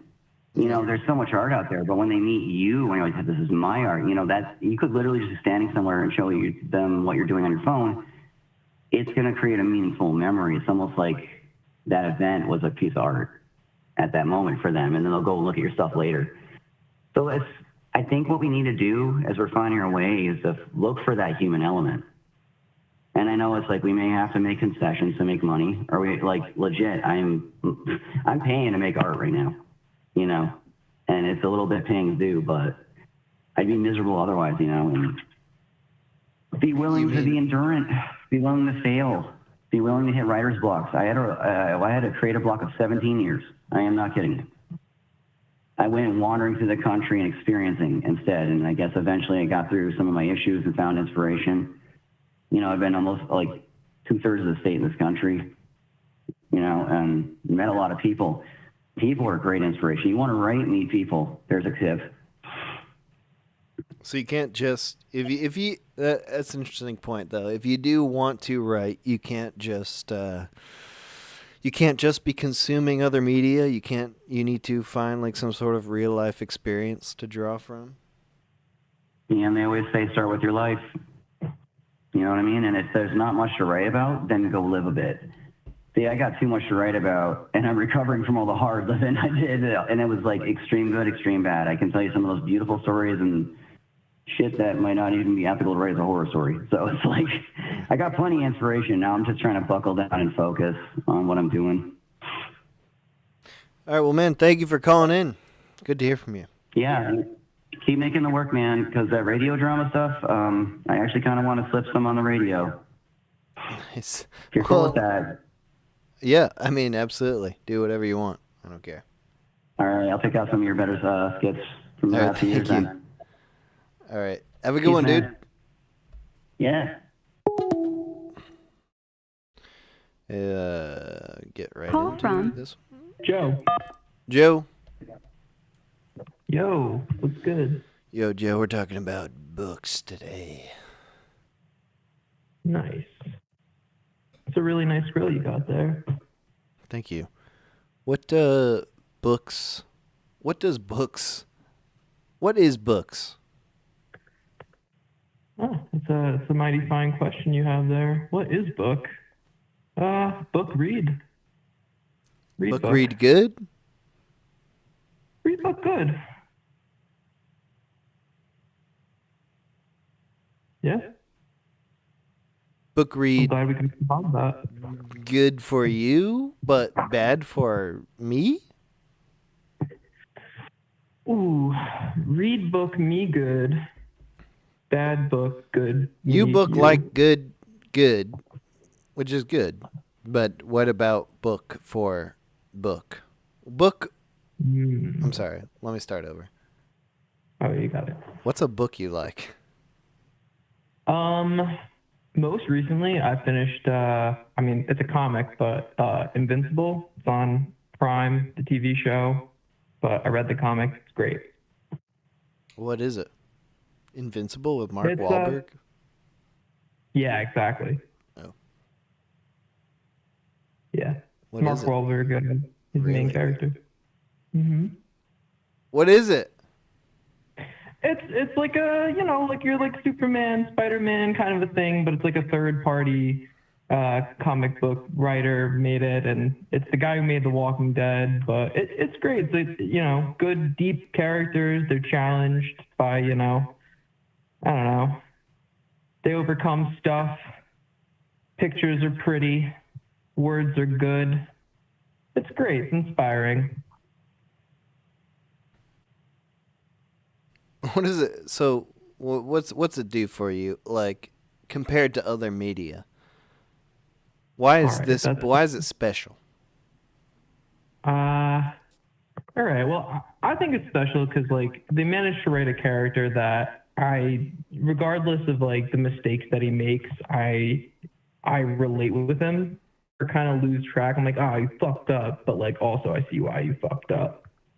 So I mean, like a good protagonist, I think Invincible Mark Wahlberg, we'll call him.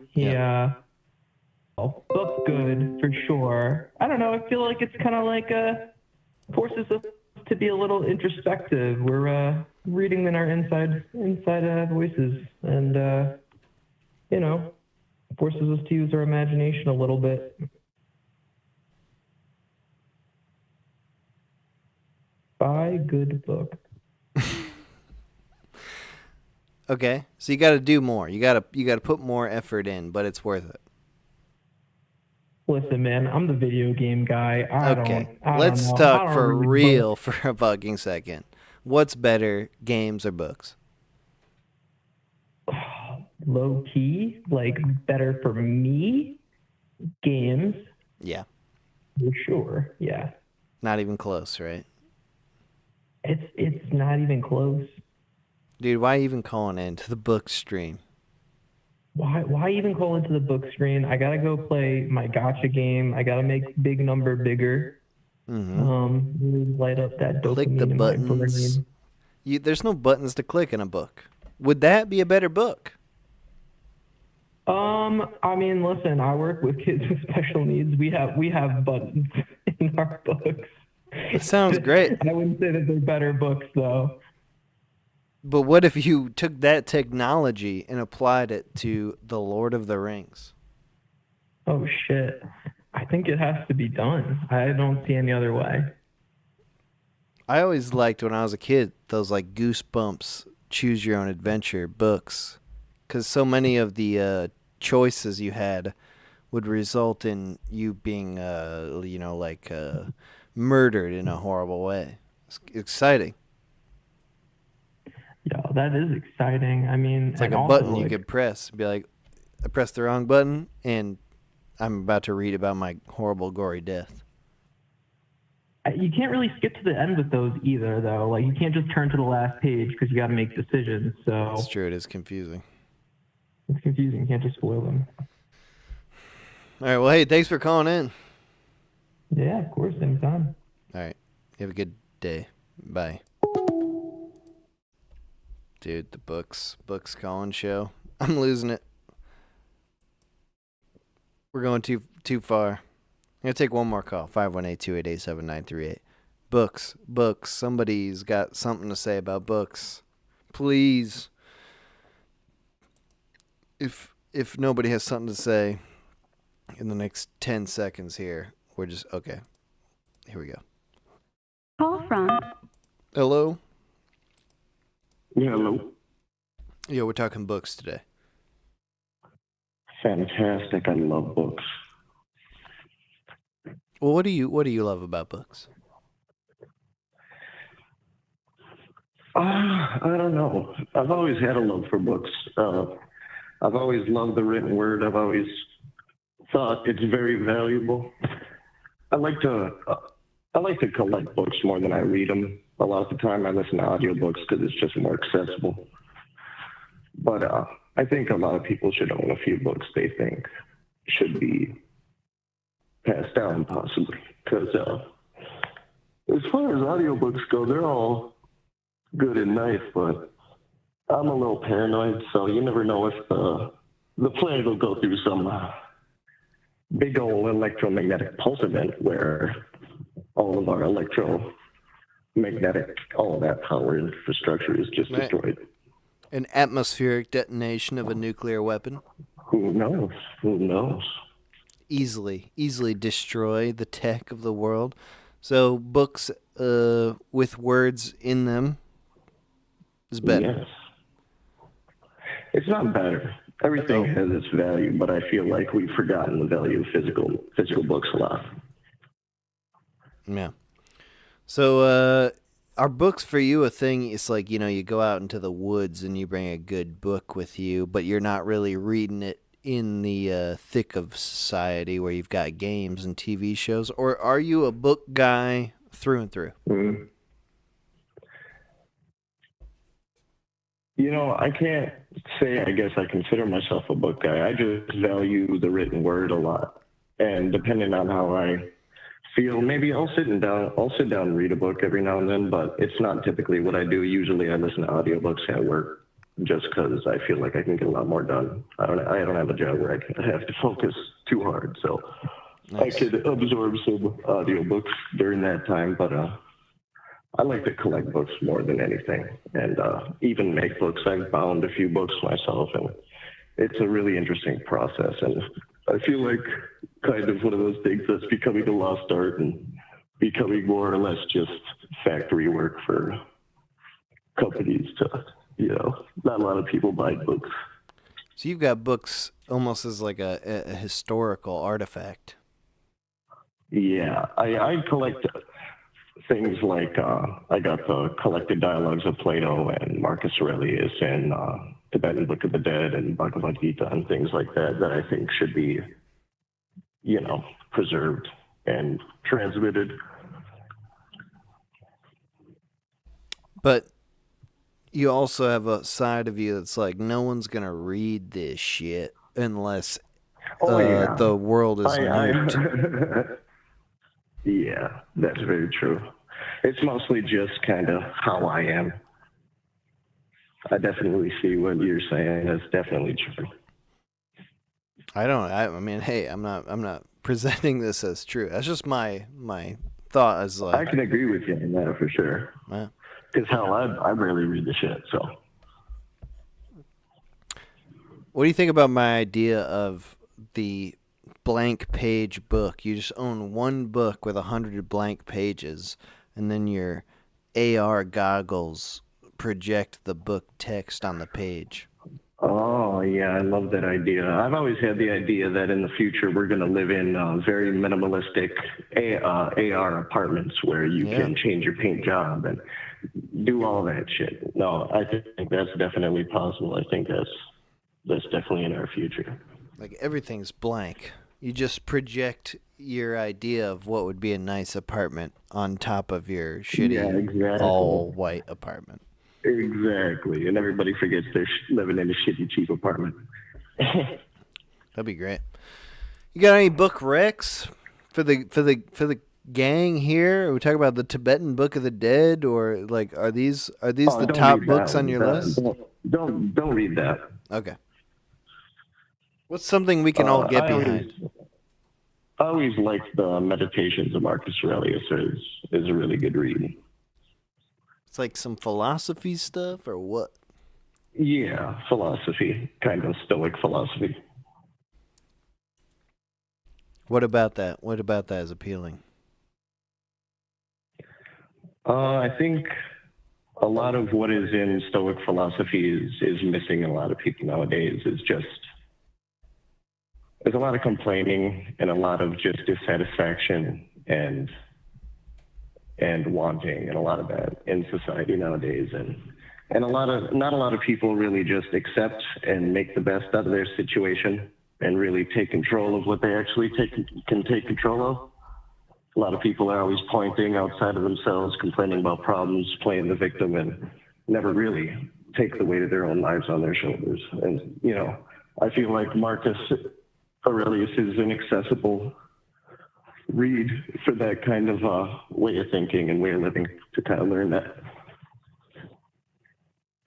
All right, cool. Is a book rec from what, 5,000 years ago? Maybe roughly. So I have no idea. I'm terrible at time. 2,000, 3? Couple thousand years ago. Yeah. Couple thousand years ago. Yeah. All right. Well, thanks for calling in. Yes, sir. Appreciate it. Good to hear from you. Have a good one. Okay, that's going to be the call-in show. I apologize to all the sincere book readers out there who I didn't meet their expectations, because I don't know what to say. I'm not a book guy. I like the idea of books. Obviously, I have a publishing company, I guess I can say, Chunk. We put out comic books, though. It's different, I've always loved comic books. You can look at them before you read them. You can look through the whole book and then be like, do I want to read this? After I've seen everything, yes or no. Anyway, it's been the Books Call-In show. We talked about books. I didn't contribute anything in particular. We're doing this, and we can see on the screen here, Ashtray by Thomas Mammoth. Very talented writer who is the guy who makes the YouTube channel Mammoth in Space. He wrote a book. It's got a cover and a back cover by Slouch. So if you enjoy work by either of these guys, you will enjoy this book. You can find the link to buy that book in the description of this video. It's mammothin.space. Not sure if this will be available digitally at some point, but what you'd be buying right now is a very physical book, which is a cool thing to have, obviously. Paperback, said it was about 220 pages. Thank you, everyone who's listening, and thanks for calling in. I don't know. Next week or the week after, we'll be doing a different topic. Something I know something about, maybe? I don't know. Anyway, I do appreciate everyone who called in and who listened today. All the music from the stream is from Nobey One. That's also in the description of this video if you're interested in downloading the music from this album, Rest Stop Passing Through. It's all by Nobey One. We'll be playing one more song here, and then we'll be closing out the stream. So thank you to everyone who called in and listened, and have a great weekend. Bye.